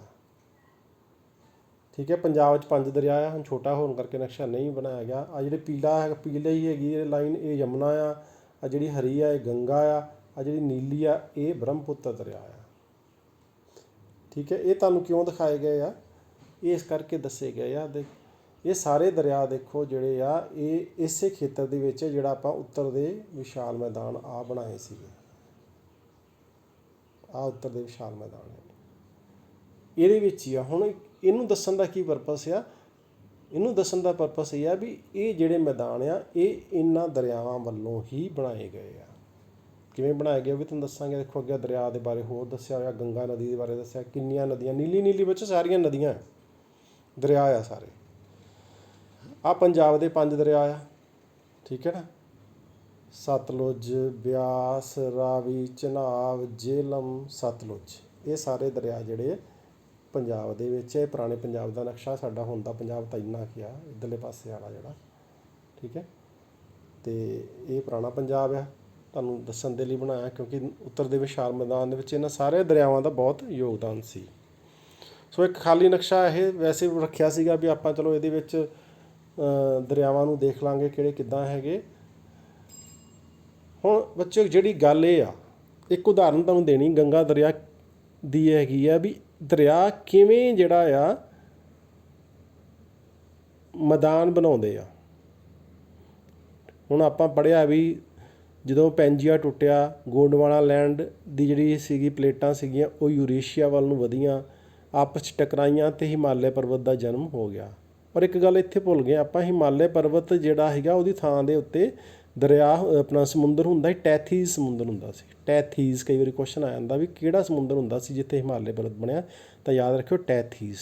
ਉਹ ਟੈਥੀਜ਼ ਸਮੁੰਦਰ ਹੁੰਦਾ ਸੀ ਕਿਸੇ ਵੇਲੇ, ਉੱਥੋਂ ਹੀ ਸਮੁੰਦਰ ਦੀ ਥਾਂ 'ਤੇ ਹਿਮਾਲਿਆ ਪਰਬਤ ਜਿਹੜਾ ਬਣਨਾ ਸ਼ੁਰੂ ਹੋ ਗਿਆ। ਤਾਂ ਉਹ ਜਿਹੜੇ ਹਿਮਾਲਿਆ ਪਰਬਤ ਬਣ ਗਿਆ, ਤਾਂ ਉਹਦੇ ਦਰਿਆ ਜਿਹੜੇ ਉੱਥੋਂ 'ਤੇ ਆਉਂਦੇ, ਜਿਹੜੇ ਆਪਾਂ ਪਿੱਛੇ ਪੜ੍ਹੇ ਆ, ਸਿੰਧ, ਗੰਗਾ, ਯਮੁਨਾ ਅਤੇ ਬ੍ਰਹਮਪੁੱਤਰ, ਉਹ ਕਿਵੇਂ ਮੈਦਾਨ ਬਣਾਉਂਦੇ ਆ, ਉਹਦੇ ਵਾਸਤੇ ਆਪਾਂ ਦੇਖਦੇ ਹਾਂ। ਦੇਖੋ ਆਹ ਗੰਗੋਤਰੀ ਗਲੇਸ਼ੀਅਰ ਆ, ਆਹ ਤੁਹਾਡੇ ਲਈ ਦੱਸਿਆ ਗੰਗੋਤਰੀ ਗਲੇਸ਼ੀਅਰ ਆ। ਇੱਥੋਂ ਗੰਗਾ ਦਰਿਆ ਸ਼ੁਰੂ ਹੁੰਦਾ। ਆਪਾਂ ਇਹਨੂੰ ਵੰਡਦੇ ਹਾਂ 3 ਹਿੱਸਿਆਂ ਵਿੱਚ, ਇਹਨੂੰ ਆਪਾਂ ਵੰਡ ਲੈਂਦੇ ਹਾਂ। ਠੀਕ ਹੈ ਜੀ। ਇਹਨੂੰ ਅੱਪਰ ਕੋਰਸ ਕਹਿ ਦਿੰਦੇ ਆ, ਇਹਨੂੰ ਮਿਡਲ ਕੋਰਸ ਕਹਿੰਦੇ ਆ, ਇਹਨੂੰ ਲੋਅਰ ਕੋਰਸ ਕਹਿ ਦਿੰਦੇ ਆ। ਠੀਕ ਹੈ, ਜਾਂ ਕਹਿ ਸਕਦੇ ਆ ਉੱਚਾ, ਵਿਚਕਾਰਲਾ ਅਤੇ ਥੱਲੇ ਆ ਹੇਠਲਾ, 3 ਹਿੱਸੇ ਵੰਡ ਲੈਂਦੇ ਨਾ। ਹੁਣ ਜਦੋਂ ਇੱਥੋਂ ਆ ਦੇਖੋ ਦਰਿਆ ਚੱਲਦਾ ਹੈ ਨਾ ਗੰਗੋਤਰੀ ਤੋਂ, ਤਾਂ ਇਹਦੀ ਢਲਾਣ ਬਹੁਤ ਤਿੱਖੀ ਆ, ਇੱਦਾਂ ਤਾਂ ਇੱਥੋਂ ਤੱਕ ਬਹੁਤ ਤਿੱਖੀ ਆ, ਅਤੇ ਪਹਾੜਾਂ ਦੇ ਵਿੱਚੋਂ ਦੀ ਆਉਂਦਾ ਆ। ਤਾਂ ਇਹ ਕੀ ਕਰਦਾ, ਮਿੱਟੀ ਦਾ ਕਟਾਅ ਕਰਦਾ। ਕਟਾਅ ਮਤਲਬ ਮਿੱਟੀ ਨੂੰ ਕੱਟਦਾ ਹੋਇਆ ਮਿੱਟੀ ਨੂੰ, ਪੱਥਰਾਂ ਨੂੰ, ਕੰਕਰਾਂ ਨੂੰ ਆਪਣੇ ਨਾਲ ਲੈ ਕੇ ਆਉਂਦਾ ਹੈ। ਠੀਕ ਹੈ ਨਾ। ਹੁਣ ਸਿੱਧਾ ਢਲਾਣ ਆ ਅਤੇ ਇਹ ਹੇਠਲੇ ਪਾਸੇ ਦਰਿਆ ਜਿਹੜਾ ਕਟਾਅ ਕਰਦਾ ਆ, ਸਾਈਡਾਂ ਤੋਂ ਨਹੀਂ ਕਰਦਾ। ਜਿਵੇਂ ਦਰਿਆ ਵਗਦਾ ਉਹਦੇ ਥੱਲੇ ਜਿਹੜੀ ਜ਼ਮੀਨ ਆ ਉਹਨੂੰ ਕੱਟਦਾ ਉਹਦੇ ਵਿੱਚ ਜਿੰਨੀਆਂ ਚੱਟਾਨਾਂ ਆ, ਮਿੱਟੀ ਉਹਨੂੰ ਨਾਲ ਲਿਆਉਂਦਾ ਇੱਥੋਂ ਤੱਕ ਲੈ ਕੇ ਆਉਂਦਾ। ਦੇਖੋ ਇਸ ਜਗ੍ਹਾ ਤੱਕ, ਕਿਉਂਕਿ ਸਿੱਧੀ ਢਲਾਣ ਆ, ਜੋ ਵੀ ਨਾਲ ਮਿੱਟੀ, ਪੱਥਰ, ਕੰਕਰ ਆਉਂਦੇ ਉਹ ਆਈ ਜਾਂਦੇ, ਥੱਲੇ ਆਈ ਜਾਂਦੇ, ਉਹ ਰੁਕਦੇ ਨਹੀਂ ਕਿਤੇ ਵੀ। ਇੱਥੇ ਆ ਕੇ ਵਿੱਚੋਂ ਇਸ ਜਗ੍ਹਾ 'ਤੇ ਆ ਕੇ ਉਹ ਜਿਹੜਾ ਆ, ਇਸ ਜਗ੍ਹਾ 'ਤੇ ਆ ਕੇ ਆਹ ਦੇਖੋ ਸਥਾਨ ਧਾਰਨ ਦੀ ਬਣਾ ਤਾ। ਇਸ ਜਗ੍ਹਾ 'ਤੇ ਆ ਕੇ ਉਹ ਵੱਡੇ ਜਿਹੜੇ ਪੱਥਰ ਆ ਨਾ, ਵੱਡੇ ਪੱਥਰਾਂ ਨੂੰ ਇੱਥੇ ਛੱਡਦਾ ਜਾਂਦਾ, ਕਿਉਂਕਿ ਢਲਾਣ ਜਿਹੜੀ ਘਟ ਜਾਂਦੀ ਆ, ਪਾਣੀ ਦਾ ਜਿਹੜਾ ਫਲੋ ਆ ਉਹਦੀ ਸਪੀਡ ਵੀ ਘਟ ਜਾਂਦੀ ਆ, ਅਤੇ ਜਿਹੜੇ ਵੱਡੇ ਪੱਥਰ ਆ ਉਹ ਇੱਥੇ ਇੱਦਾਂ ਦਾ ਵੱਡੇ ਪੱਥਰ ਇੱਥੇ ਜਮ੍ਹਾਂ ਹੋਣੇ ਸ਼ੁਰੂ ਹੋ ਜਾਂਦੇ ਆ। ਸਮਝ ਗਏ ਨਾ, ਇੱਕ ਗੱਲ ਇਹ ਹੋ ਗਈ। ਹੁਣ ਉਸ ਤੋਂ ਅੱਗੇ ਅਗਲੇ ਖੇਤਰ ਦੇ ਵਿੱਚ ਉਸ ਤੋਂ ਜਿਹੜੇ ਛੋਟੇ ਪੱਥਰ ਆ ਉਹ ਇਕੱਠੇ ਹੋਣੇ ਸ਼ੁਰੂ ਹੋ ਜਾਂਦੇ, ਕਿਉਂਕਿ ਚਟਾਨਾਂ ਤੋਂ ਜਾਂ ਮਿੱਟੀ ਤੋਂ ਜਾਂ ਰੇਤ ਤੋਂ ਇਕੱਠੇ ਕਰਕੇ ਦਰਿਆ ਪਿੱਛੋਂ ਲੈ ਕੇ ਆਉਂਦਾ, ਅਤੇ ਜੋ ਵੀ ਆ ਉਹ ਵਿੱਚ ਹੌਲੀ ਹੌਲੀ ਵੰਡਦਾ ਜਾਂਦਾ ਹੈ। ਠੀਕ ਹੈ ਜੀ। ਇੱਕ ਤਾਂ ਏਰੀਆ ਆਹ ਹੋ ਗਿਆ, ਇੱਕ ਇੱਥੇ ਵੱਡੇ ਪੱਥਰ ਆ ਗਏ ਇਸ ਏਰੀਏ ਦੇ ਵਿੱਚ, ਇੱਥੇ ਛੋਟੇ ਆ ਗਏ। ਹੁਣ ਜਿਉਂ ਅੱਗੇ ਆਈ ਜਾਊਗਾ ਇੱਥੇ ਦਰਿਆ ਦੀ ਸਪੀਡ ਘਟ ਜੂਗੀ। ਹੁਣ ਦੇਖੋ ਇੱਥੋਂ ਸਿੱਧਾ ਬਿਲਕੁਲ ਪੱਧਰਾ ਹੋ ਗਿਆ, ਪਾਣੀ ਦੀ ਸਪੀਡ ਬਹੁਤ ਘਟ ਗਈ। ਤਾਂ ਬਾਕੀ ਜੋ ਮਿੱਟੀ ਆ ਜਾਂ ਰੇਤ ਆ ਜਾਂ ਛੋਟੇ ਮੋਟੇ ਪੱਥਰ ਆ ਉਹ ਇੱਥੇ ਜਮ੍ਹਾਂ ਹੋਣੇ ਸ਼ੁਰੂ ਹੋ ਜਾਂਦੇ ਆ। ਕਹਿਣ ਦਾ ਮਤਲਬ ਆ ਜੋ ਉੱਪਰ ਪਹਾੜਾਂ ਤੋਂ ਸਮਾਨ ਇੱਥੋਂ ਰਿੜਦਾ ਆ ਉਹ ਥੱਲੇ ਇਸ ਜਗ੍ਹਾ 'ਤੇ ਆ ਕੇ ਇੰਨੀ ਥਾਂ ਦੇ ਉੱਤੇ ਉਹ ਜਿਹੜਾ ਆ ਜਮ੍ਹਾਂ ਹੋਣਾ ਸ਼ੁਰੂ ਹੋ ਜਾਂਦਾ ਵੱਖ-ਵੱਖ ਥਾਵਾਂ ਦੇ ਵਿੱਚ। ਉਹਦੇ ਬਾਰੇ ਆਪਾਂ ਅੱਗੇ ਪੜ੍ਹਾਂਗੇ, ਅਲੱਗ-ਅਲੱਗ ਮੈਦਾਨਾਂ ਦੇ ਬਾਰੇ ਜਾਣਾਂਗੇ। ਇਹ ਇੱਕ ਦਰਿਆ ਦਾ ਉਦਾਹਰਨ ਹੈ ਗੰਗਾ ਦਾ। ਇੱਥੋਂ ਆ ਕੇ ਬੱਚੋ ਆਹ ਦੇਖੋ, ਇੱਥੋਂ ਆ ਕੇ ਤਾਂ ਮੁੜ ਕੇ ਦਰਿਆ ਜਿਹੜਾ ਬੰਗਾਲ ਦੀ ਖਾੜੀ 'ਚ ਡਿੱਗ ਪੈਂਦਾ ਨਾ, ਇੱਥੇ ਇਹਦਾ ਕੰਮ ਖਤਮ ਹੋ ਜਾਂਦਾ। ਇੱਦਾਂ ਹੀ ਸਾਰੇ ਦਰਿਆ ਜਿਹੜੇ ਆ, ਭਾਵੇਂ ਛੋਟਾ ਦਰਿਆ, ਜਿਹੜਾ ਛੋਟਾ ਦਰਿਆ ਆ, ਹੁਣ ਜਿਵੇਂ ਯਮੁਨਾ ਦਰਿਆ ਉਹ ਵੀ ਗੰਗਾ 'ਚ ਸਮਾ ਜਾਂਦਾ ਆ ਨਾ। ਠੀਕ ਹੈ ਨਾ। ਹੁਣ ਜਿਵੇਂ ਹੈਗੇ ਆ ਪੰਜਾਬ ਦੇ ਸਤਲੁਜ, ਬਿਆਸ, ਰਾਵੀ, ਚਨਾਬ, ਜੇਹਲਮ, ਇਹ ਸਾਰੇ ਪਾਕਿਸਤਾਨ ਦੇ ਵਿੱਚ ਜਾ ਕੇ ਸਤਲੁਜ ਦਰਿਆ ਇੱਕ 'ਚ ਸਮਾ ਜਾਂਦੀ ਆ। ਉੱਧਰੋਂ ਸਿੰਧ ਦਰਿਆ ਵੀ ਵਿੱਚ ਆ ਜਾਂਦਾ, ਸਾਰੇ ਇੱਕ 'ਚ ਸਮਾ ਜਾਂਦੇ ਆ। ਠੀਕ ਹੈ, ਤੁਹਾਨੂੰ ਮੈਂ ਦਿਖਾਉਣਾ, ਪਿੱਛੇ ਆਪਾਂ ਮੈਪ ਕੀਤਾ ਆ। ਆਹ ਦੇਖੋ, ਆਹ ਸਾਰੇ ਦਰਿਆ ਆ ਇੱਥੇ, ਆ ਇੱਥੇ, ਇੱਥੇ ਆ ਜਾ ਕੇ ਐਂਡ 'ਚ ਇੱਕੋ ਹੀ ਦਰਿਆ ਰਹਿ ਗਿਆ ਇੱਥੇ। ਠੀਕ ਹੈ ਜੀ। ਇੱਦਾਂ ਕਰਕੇ ਇਹ ਦਰਿਆ ਸਾਰੇ ਜਿਹੜੇ ਇੱਕ ਦੂਜੇ ਦੇ ਵਿੱਚ ਸਮਾ ਜਾਂਦੇ ਆ। ਠੀਕ ਹੈ ਬੱਚਿਓ। ਇਹ ਸਾਰੀਆਂ ਚੀਜ਼ਾਂ ਜਿਹੜੀਆਂ ਨਾ ਇਹ ਇਸ ਕਰਕੇ ਤੁਹਾਨੂੰ ਸਮਝਾਈਆਂ ਗਈਆਂ ਵੀ ਜੇਕਰ ਆਪਾਂ ਨੂੰ ਸਮਝ ਕੇ ਚੱਲਾਂਗੇ ਨਾ, ਫਿਰ ਸਾਨੂੰ ਇਹ ਸਮਝਣਾ ਸੌਖਾ ਹੋ ਜਾਊਗਾ ਵੀ ਕਿਵੇਂ ਅਸੀਂ ਜਿਹੜਾ ਆ, ਕਿਵੇਂ ਇਹ ਸਮਝ ਸਕਦੇ ਹਾਂ ਵੀ ਕੋਈ ਵੀ ਦਰਿਆ ਕਿਵੇਂ ਸਾਡੇ ਉੱਤਰ ਦੇ ਵਿਸ਼ਾਲ ਮੈਦਾਨਾਂ ਨੂੰ ਬਣਾਉਂਦਾ ਰਿਹਾ ਆ। ਤਾਂ ਇਹ ਥੋੜ੍ਹਾ ਪ੍ਰੋਸੈਸ ਨਹੀਂ ਹੈਗਾ, ਇਹਨੂੰ ਬਣਾਉਣ ਦੇ ਵਿੱਚ ਹਜ਼ਾਰਾਂ ਸਾਲ ਲੱਗ ਗਏ, ਲੱਖਾਂ ਸਾਲ ਲੱਗ ਗਏ ਆ। ਹੁਣ ਇੱਕ ਉਦਾਹਰਨ ਅੱਜ ਬਣੀ ਬਣਾਈ ਦੇਖੋ। ਹੁਣ ਅੱਗੇ ਆਪਾਂ ਪੜ੍ਹਨਾ ਭਾਬਰ ਦੇ ਬਾਰੇ, ਤਰਾਈ ਦੇ ਬਾਰੇ, ਬਾਂਗਰ, ਖਾਦਰ, ਇੱਦਾਂ ਦੇ ਬਾਰੇ ਆਪਾਂ ਪੜ੍ਹਨਾ ਆ। ਠੀਕ ਹੈ ਜੀ। ਹੁਣ ਇਹ ਵੀ ਉਹੀ ਚੀਜ਼ ਜਿਹੜੀ ਮੈਂ ਤੁਹਾਨੂੰ ਦੱਸੀ ਸੀ, ਆਹ ਦਰਿਆ ਇੱਥੋਂ ਪਾਣੀ ਲੈ ਕੇ ਆਉਂਦਾ, ਆਹ ਪੱਥਰ ਇੱਥੇ ਜਮ੍ਹਾਂ ਕਰਦਾ, ਅੱਗੇ ਫਿਰ ਛੋਟੇ ਪੱਥਰ ਆ ਜਾਂਦੇ, ਅੱਗੇ ਉਹ ਪੱਧਰਾ ਚੱਲ ਪੈਂਦਾ। ਇਹ ਚੀਜ਼ਾਂ ਜਿਹੜੀਆਂ ਆਪਾਂ ਇੱਦਾਂ ਹੀ ਯਾਦ ਰੱਖਣੀਆਂ। ਹੁਣ ਉੱਤਰ ਦੇ ਵਿਸ਼ਾਲ ਮੈਦਾਨਾਂ ਦੀਆਂ ਕਿਸਮਾਂ ਕੀ ਹੈਗੀਆਂ ਦੇਖੋ। ਭਾਬਰ ਦੇ ਮੈਦਾਨ ਆ, ਤਰਾਈ ਦੇ ਮੈਦਾਨ ਆ, ਬਾਂਗਰ ਦੇ ਮੈਦਾਨ ਆ, ਖਾਡਰ ਲਿਖਿਆ, ਖਾਦਰ ਦੱਦਾ ਹੋਣਾ ਸੀ, ਖਾਦਰ ਦੇ ਮੈਦਾਨ ਆ, ਅਤੇ ਰੇਹ ਅਤੇ ਕਲਰੀ ਮਿੱਟੀ ਅਤੇ ਭੂਰ ਦੇ ਮੈਦਾਨ, ਭੂਰ ਮਿੱਟੀ ਕਹਿ ਸਕਦੇ ਹਾਂ। ਮੈਦਾਨ ਮੇਨ 4 ਹੀ ਆ, ਭਾਬਰ, ਤਰਾਈ, ਬਾਂਗਰ ਅਤੇ ਖਾਦਰ। ਪਹਿਲਾਂ ਭਾਬਰ ਦੇ ਮੈਦਾਨ ਬਾਰੇ ਪੜ੍ਹਦੇ ਹਾਂ ਆਪਾਂ। ਇਹ ਤਕਰੀਬਨ 8 ਤੋਂ 16 ਕਿਲੋਮੀਟਰ ਚੌੜੀ ਪੱਟੀ ਆ ਭਾਬਰ ਦੇ ਮੈਦਾਨ ਦੀ, ਸਿੰਧ ਤੋਂ ਤਿਸਤਾ ਦਰਿਆ ਤੱਕ।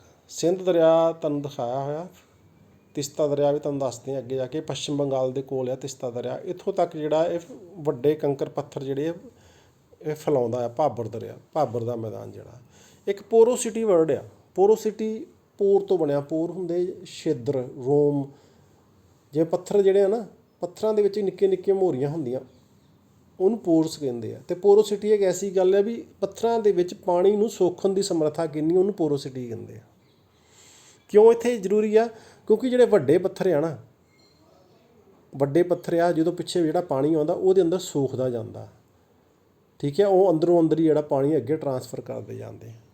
ਕਿਉਂ ਜ਼ਰੂਰੀ ਸੀ? ਦੇਖੋ, ਆਪਾਂ ਨੂੰ ਦਰਿਆ ਦੇ ਪਾਣੀ ਦਾ ਗਾਇਬ ਹੋਣਾ, ਤੁਸੀਂ ਦੇਖੋ ਦਰਿਆ ਦੇ ਵਿੱਚ ਇੰਨਾ ਪਾਣੀ ਹੁੰਦਾ, ਪਾਣੀ ਆਉਂਦਾ ਆਉਂਦਾ ਗਾਇਬ ਹੋ ਜਾਂਦਾ। ਕਿੱਦਾਂ ਗਾਇਬ ਹੋ ਜਾਂਦਾ ਉਹ ਦੱਸਦੇ ਤੁਹਾਨੂੰ।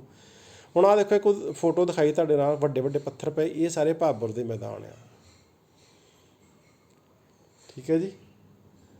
ਆਹ ਦੇਖੋ, ਇਹ ਦਰਿਆਵਾਂ ਦਾ ਤੁਹਾਨੂੰ ਇੱਕ ਦੱਸਿਆ ਵੀ ਪੈਟਰਨ ਕਿਵੇਂ, ਦਰਿਆ ਸਾਰੇ ਨੀਲੇ ਨੀਲੇ ਸਾਰੇ ਦਰਿਆ ਆ। ਇਹਨਾਂ ਦਰਿਆਵਾਂ ਨੇ ਹੀ ਉੱਤਰ ਦੇ ਵਿਸ਼ਾਲ ਜਿਹੜੇ ਮੈਦਾਨ ਬਣਾਏ ਆ। ਹੁਣ ਆਹ ਪੱਥਰ ਆ, ਹੁਣ ਦੇਖੋ ਤੁਸੀਂ, ਇੱਥੇ ਪਾਣੀ ਆਉਂਦਿਆ, ਅੱਗੇ ਪਾਣੀ ਖਤਮ ਹੋ ਗਿਆ, ਪਾਣੀ ਨਹੀਂ ਨਾ ਨਜ਼ਰ ਆ ਰਿਹਾ। ਅਤੇ ਪਾਣੀ ਕਿੱਥੇ ਗਾਇਬ ਹੋ ਗਿਆ? ਪਾਣੀ ਧਰਤੀ ਦੇ ਹੇਠਾਂ ਚਲੇ ਗਿਆ, ਪੱਥਰਾਂ ਦੇ ਹੇਠਾਂ ਦੀ ਵਗਣਾ ਸ਼ੁਰੂ ਹੋ ਗਿਆ, ਪੱਥਰਾਂ ਨੇ ਉਹਨੂੰ ਸੋਖ ਲਿਆ। ਇਹ ਗੱਲ ਯਾਦ ਰੱਖਿਓ, ਭਾਬਰ ਦੇ ਮੈਦਾਨ ਦੇ ਵਿੱਚ ਜਿਹੜੇ ਦਰਿਆ ਪਾਣੀ ਪਿੱਛੋਂ ਲੈ ਕੇ ਆਉਂਦੇ ਆ, ਉਹ ਜ਼ਮੀਨ ਦੇ ਅੰਦਰ ਸਮਾ ਜਾਂਦੇ ਆ ਇੱਕ ਹਿਸਾਬ ਨਾਲ ਨਾ, ਯਾਨੀ ਸਾਨੂੰ ਦਿਖਣੇ ਬੰਦ ਹੋ ਜਾਂਦੇ ਆ। ਇਹ ਇੱਕ ਵਿਸ਼ੇਸ਼ਤਾ ਆ ਭਾਬਰ ਦੇ ਮੈਦਾਨਾਂ ਦੀ, ਇਹ ਯਾਦ ਰੱਖਿਓ। ਹੁਣ ਤਰਾਈ ਦੇ ਮੈਦਾਨ ਆ ਗਏ, ਭਾਬਰ ਤੋਂ ਅੱਗੇ ਨਾਲ ਹੀ ਸ਼ੁਰੂ ਹੋ ਜਾਂਦੇ ਤਰਾਈ ਦੇ ਮੈਦਾਨ। ਇਹ 'ਚ ਛੋਟੇ ਪੱਥਰ ਹੁੰਦੇ ਆ, ਛੋਟੇ ਕੰਕਰ ਪੱਥਰ ਜਮ੍ਹਾਂ ਕਰਵਾਉਂਦੇ। ਇਹ 15 ਤੋਂ 20 ਕਿਲੋਮੀਟਰ ਤੱਕ ਚੌੜੀ ਪੱਟੀ ਆ। ਛੋਟੇ ਕੰਕਰ ਪੱਥਰ ਜਮ੍ਹਾਂ ਕਰਦੀ ਆ, ਦਲਦਲ, ਹੁਮਸ ਅਤੇ ਸੰਘਣੇ ਜੰਗਲ ਇੱਥੇ ਮਿਲਦੇ ਆ। ਫਿਰ ਭਾਬਰ ਵਿੱਚ ਗਾਇਬ ਹੋਏ ਦਰਿਆ ਇੱਥੇ ਜ਼ਮੀਨ ਤੋਂ ਬਾਹਰ ਆਉਂਦੇ ਆ, ਕਿਉਂਕਿ ਅੱਗੇ ਪਿੱਛੇ ਵੱਡੇ ਪੱਥਰ ਹੁੰਦੇ ਆ। ਵੱਡੇ ਪੱਥਰ ਜਿਹੜੇ ਆ ਪਾਣੀ ਨੂੰ ਸੋਖ ਲੈਂਦੇ ਆ, ਪਾਣੀ ਉਹਦੇ ਹੇਠਾਂ ਦੀ ਵਗਦਾ ਰਹਿੰਦਾ, ਸਾਨੂੰ ਦਿਖਦਾ ਨਹੀਂ ਗਾ, ਅੰਦਰੋਂ ਅੰਦਰ ਹੀ ਜਾਂਦਾ ਰਹਿੰਦਾ। ਜਦੋਂ ਤਰਾਈ ਦੇ ਮੈਦਾਨ ਦੇ ਵਿੱਚ ਆਉਂਦਾ ਆ ਅਤੇ ਪਾਣੀ ਜਿਹੜਾ ਆ ਉੱਥੋਂ ਬਾਹਰ ਆਉਣਾ ਸ਼ੁਰੂ ਹੋ ਜਾਂਦਾ ਆ, ਠੀਕ ਹੈ ਨਾ, ਆਪਣੇ ਆਪ ਪ੍ਰਗਟ ਹੋ ਜਾਂਦਾ ਆ। ਉਹਨੂੰ ਆਪਾਂ ਜਿਹੜਾ ਤਰਾਈ ਦੇ ਮੈਦਾਨ। ਅੱਗੇ ਬਾਂਗਰ ਦੇ ਮੈਦਾਨ, ਇਹ ਉੱਚੇ ਇਲਾਕੇ ਆ, ਕਿਸੇ ਵੇਲੇ ਹੜ੍ਹਾਂ ਵੱਲੋਂ ਬਣੇ ਸੀਗੇ, ਪਰ ਹੁਣ ਉੱਚੇ ਇਲਾਕੇ ਆ, ਇੱਥੋਂ ਤੱਕ ਹੁਣ ਹੜ੍ਹਾਂ ਦਾ ਪਾਣੀ ਨਹੀਂ ਪਹੁੰਚਦਾ। ਹੜ੍ਹ ਕੀ ਹੁੰਦੇ? ਜਦੋਂ ਦਰਿਆਵਾਂ ਦੇ ਵਿੱਚੋਂ ਪਾਣੀ ਬਾਹਰ ਆ ਜਾਂਦਾ ਆ, ਉਹਦੇ ਕੰਢੇ ਤੋੜ ਕੇ, ਉਹਨੂੰ ਹੜ੍ਹ ਕਹਿੰਦੇ ਆ ਨਾ। ਪੁਰਾਣੀ ਜਲੋੜੀ ਮਿੱਟੀ, ਜਲੋੜੀ ਮਿੱਟੀ ਕਿਹੜੀ ਹੈ? ਜਲੋੜੀ ਮਿੱਟੀ ਉਹ ਮਿੱਟੀ ਆ ਜਿਹੜੀ ਦਰਿਆਵਾਂ ਨੇ ਲਿਆ ਕੇ ਵਿਛਾਈ ਹੋਈ ਆ, ਉਹਨੂੰ ਆਪਾਂ ਜਲੋੜੀ ਮਿੱਟੀ ਕਹਿੰਦੇ ਆ। ਜ਼ਿਆਦਾ ਉਪਜਾਊ ਨਹੀਂ। ਕਿਉਂ ਨਹੀਂ ਉਪਜਾਊ? ਕਿਉਂਕਿ ਮਿੱਟੀ ਪੁਰਾਣੀ ਆ, ਫਸਲਾਂ ਬੀਜ ਕੇ ਉਹਦੇ ਉਪਜਾਊ ਤੱਤ ਜਿਹੜੇ ਖਤਮ ਹੋ ਗਏ ਆ, ਅਤੇ ਜੇਕਰ ਤਾਂ ਹੜ੍ਹ ਆ ਜਾਂਦੇ, ਨਵੀਂ ਪਰਤ ਵਿਛ ਜਾਂਦੀ, ਅਤੇ ਉਹਦੀ ਉਪਜਾਊ ਜਿਹੜੀ ਆ ਸ਼ਕਤੀ ਬਣੀ ਰਹਿਣੀ ਸੀ, ਹੁਣ ਨਹੀਂ ਨਾ ਹੈਗੀ। ਇਹਨਾਂ ਵਿੱਚ ਬਹੁਤ ਸਾਰੇ ਪੱਥਰ ਮਿਲਦੇ ਆ, ਦੇਖੋ ਵਿੱਚ ਫੋਟੋ 'ਚ ਦਿਖਾਉਂਦੇ ਆ। ਆਹ ਬਾਂਗਰ ਮਿੱਟੀ ਦਾ ਜਿਹੜਾ ਸਾਰਾ ਸਿਸਟਮ ਹੈਗਾ। ਅੱਗੇ ਆ ਖਾਦਰ। ਖਾਦਰ ਦੇ ਮੈਦਾਨ ਜਿਹੜੇ ਆ, ਇਹ ਉਪਜਾਊ ਮੈਦਾਨ ਆ, ਹੜ੍ਹਾਂ ਦੇ ਮੈਦਾਨ ਆ। ਇਹ ਨੀਵੇਂ ਇਲਾਕੇ 'ਚ ਆ, ਅਤੇ ਹਰ ਸਾਲ ਇੱਥੇ ਹੜ੍ਹ ਆਉਂਦੇ ਆ। ਹੜ੍ਹ ਇੱਕ ਆਪਣੇ ਨਾਲ ਲਿਆਂਦੀ ਹੋਈ ਮਿੱਟੀ ਦੀ ਤਹਿ ਨੂੰ ਉਹਦੇ ਉੱਤੇ ਵਿਛਾ ਦਿੰਦੇ ਆ। ਨਵੀਂ ਜਲੋੜੀ ਮਿੱਟੀ ਦੇਖੋ ਲਿਖਿਆ ਨਾ, ਨਵੀਂ ਮਿੱਟੀ ਇੱਥੇ ਵਿਛ ਜਾਂਦੀ ਆ, ਉਪਜਾਊ ਬਣੀ ਜਾਂਦੇ ਆ। ਪੰਜਾਬ ਵਿੱਚ ਜਿਹੜਾ ਬੇਟ ਇਲਾਕਾ ਆ, ਉਹ ਖਾਦਰ ਦਾ ਇਲਾਕਾ ਹੈ। ਬੇਟ ਇਲਾਕਾ ਵੀ ਕਿਹਾ ਜਾਂਦਾ, ਤੁਹਾਨੂੰ ਪਤਾ ਹੋਣਾ, ਕਈ ਵਾਰੀ ਤੁਸੀਂ ਸੁਣਿਆ ਹੋਣਾ ਆਪਣੇ ਪੇਰੈਂਟਸ ਕੋਲ। ਹੁਣ ਖਾਦਰ ਦੇ ਮੈਦਾਨ ਦੇਖੋ ਕਿੱਦਾਂ ਆ। ਆਹ ਮੰਨ ਲਓ ਨਦੀ ਆ, ਆਹ ਸਾਹਮਣੇ ਆਹ ਨਦੀ ਆਰਾਮ ਨਾਲ ਸਾਰਾ ਸਾਲ ਵਗਦੀ ਰਹਿੰਦੀ ਹੈ, ਪਰ ਜਦੋਂ ਬਰਸਾਤਾਂ ਆਉਂਦੀਆਂ ਤਾਂ ਇਹਦਾ ਪਾਣੀ ਕੰਢਿਆਂ 'ਚੋਂ ਬਾਹਰ ਨਿਕਲਣਾ ਪੈਂਦਾ ਇੱਦਾਂ, ਠੀਕ ਹੈ ਨਾ। ਪਰ ਇੱਥੋਂ ਤੱਕ ਹੀ ਜਾ ਪਾਉਂਦਾ, ਕਿਉਂਕਿ ਉਸ ਤੋਂ ਬਾਅਦ ਆਹ ਵਾਲਾ ਜਿਹੜਾ ਏਰੀਆ ਇਹ ਉੱਚਾ ਹੈ, ਇੱਧਰੋਂ ਏਰੀਆ ਉੱਚਾ ਹੈ, ਇੱਥੇ ਤੱਕ ਚੜ੍ਹ ਨਹੀਂ ਪਾਉਂਦਾ। ਅਤੇ ਆਹ ਜਿੰਨਾ ਵੀ ਏਰੀਆ ਹੈਗਾ ਨਾ, ਜਿੱਥੇ ਆ ਮੈਂ ਮਾਰਕ ਕੀਤਾ ਆ, ਇਹ ਸਾਰਾ ਏਰੀਆ ਕਿਹੜਾ ਹੈਗਾ? ਆਹ ਜਿਹੜਾ ਏਰੀਆ, ਇਹ ਸਾਰਾ ਖਾਦਰ ਦੇ ਮੈਦਾਨ ਦਾ ਹੈ, ਜਿੱਥੇ ਹੜ੍ਹ ਪਹੁੰਚ ਸਕਦੇ ਆ। ਜਿੱਥੇ ਹੜ੍ਹ ਨਹੀਂ ਪਹੁੰਚ ਸਕਦੇ ਉਹ ਨਹੀਂ ਹੈਗੇ। ਅਤੇ ਆਹ ਵਾਲਾ ਇਲਾਕਾ ਜਿਹੜਾ ਇਹ ਤੋਂ ਉੱਚਾ ਰਹਿ ਜਾਂਦਾ ਨਾ, ਇਹ ਬਾਂਗਰ ਦਾ ਇਲਾਕਾ, ਕਿਉਂਕਿ ਇੱਥੇ ਹੜ੍ਹਾਂ ਦਾ ਪਾਣੀ ਨਹੀਂ ਪਹੁੰਚਦਾ, ਠੀਕ ਹੈ। ਤਾਂ ਇਹ ਕਿਹੜਾ ਇਲਾਕਾ ਆ? ਇਹ ਬੱਚਿਓ ਬਾਂਗਰ ਦਾ ਇਲਾਕਾ ਆ, ਠੀਕ ਹੈ। ਇਹ ਤੁਸੀਂ ਸਮਝ ਲਓ ਗੱਲ ਨੂੰ। ਤਾਂ ਇਹ ਤੁਹਾਡੇ ਲਈ ਦੱਸਿਆ ਹੋਇਆ। ਪਿੱਛੇ ਚਲੇਗੀ ਸਲਾਈਡ, 1 ਮਿੰਟ ਰੁਕ ਜਾਓ।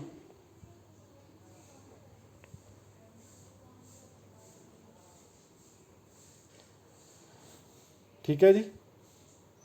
ਅਤੇ ਅੱਗੇ ਆ ਜਾਂਦੇ ਆ ਰੇਤ ਅਤੇ ਕਲਰੀ ਮਿੱਟੀ। ਖਾਰੀ ਹੁੰਦੀ ਹੈ ਮਿੱਟੀ ਇਹਦੇ ਵਿੱਚ ਥੱਲੇ, ਕਿਉਂਕਿ ਜ਼ਮੀਨ ਦਾ ਪਾਣੀ ਖਾਰਾ ਹੁੰਦਾ ਨਾ, ਇਸ ਕਰਕੇ ਉੱਪਰਲੀ ਮਿੱਟੀ ਵੀ ਖਾਰੀ ਹੁੰਦੀ। ਇੱਥੇ ਕੁਛ ਵੀ ਨਹੀਂ ਹੁੰਦਾ ਆਮ ਤੌਰ 'ਤੇ, ਨਮਕੀਨ ਮਿੱਟੀ ਹੁੰਦੀ ਹੈ। ਉੱਤਰ ਪ੍ਰਦੇਸ਼ ਅਤੇ ਹਰਿਆਣੇ ਵਿੱਚ ਮਿਲਦੇ ਆ।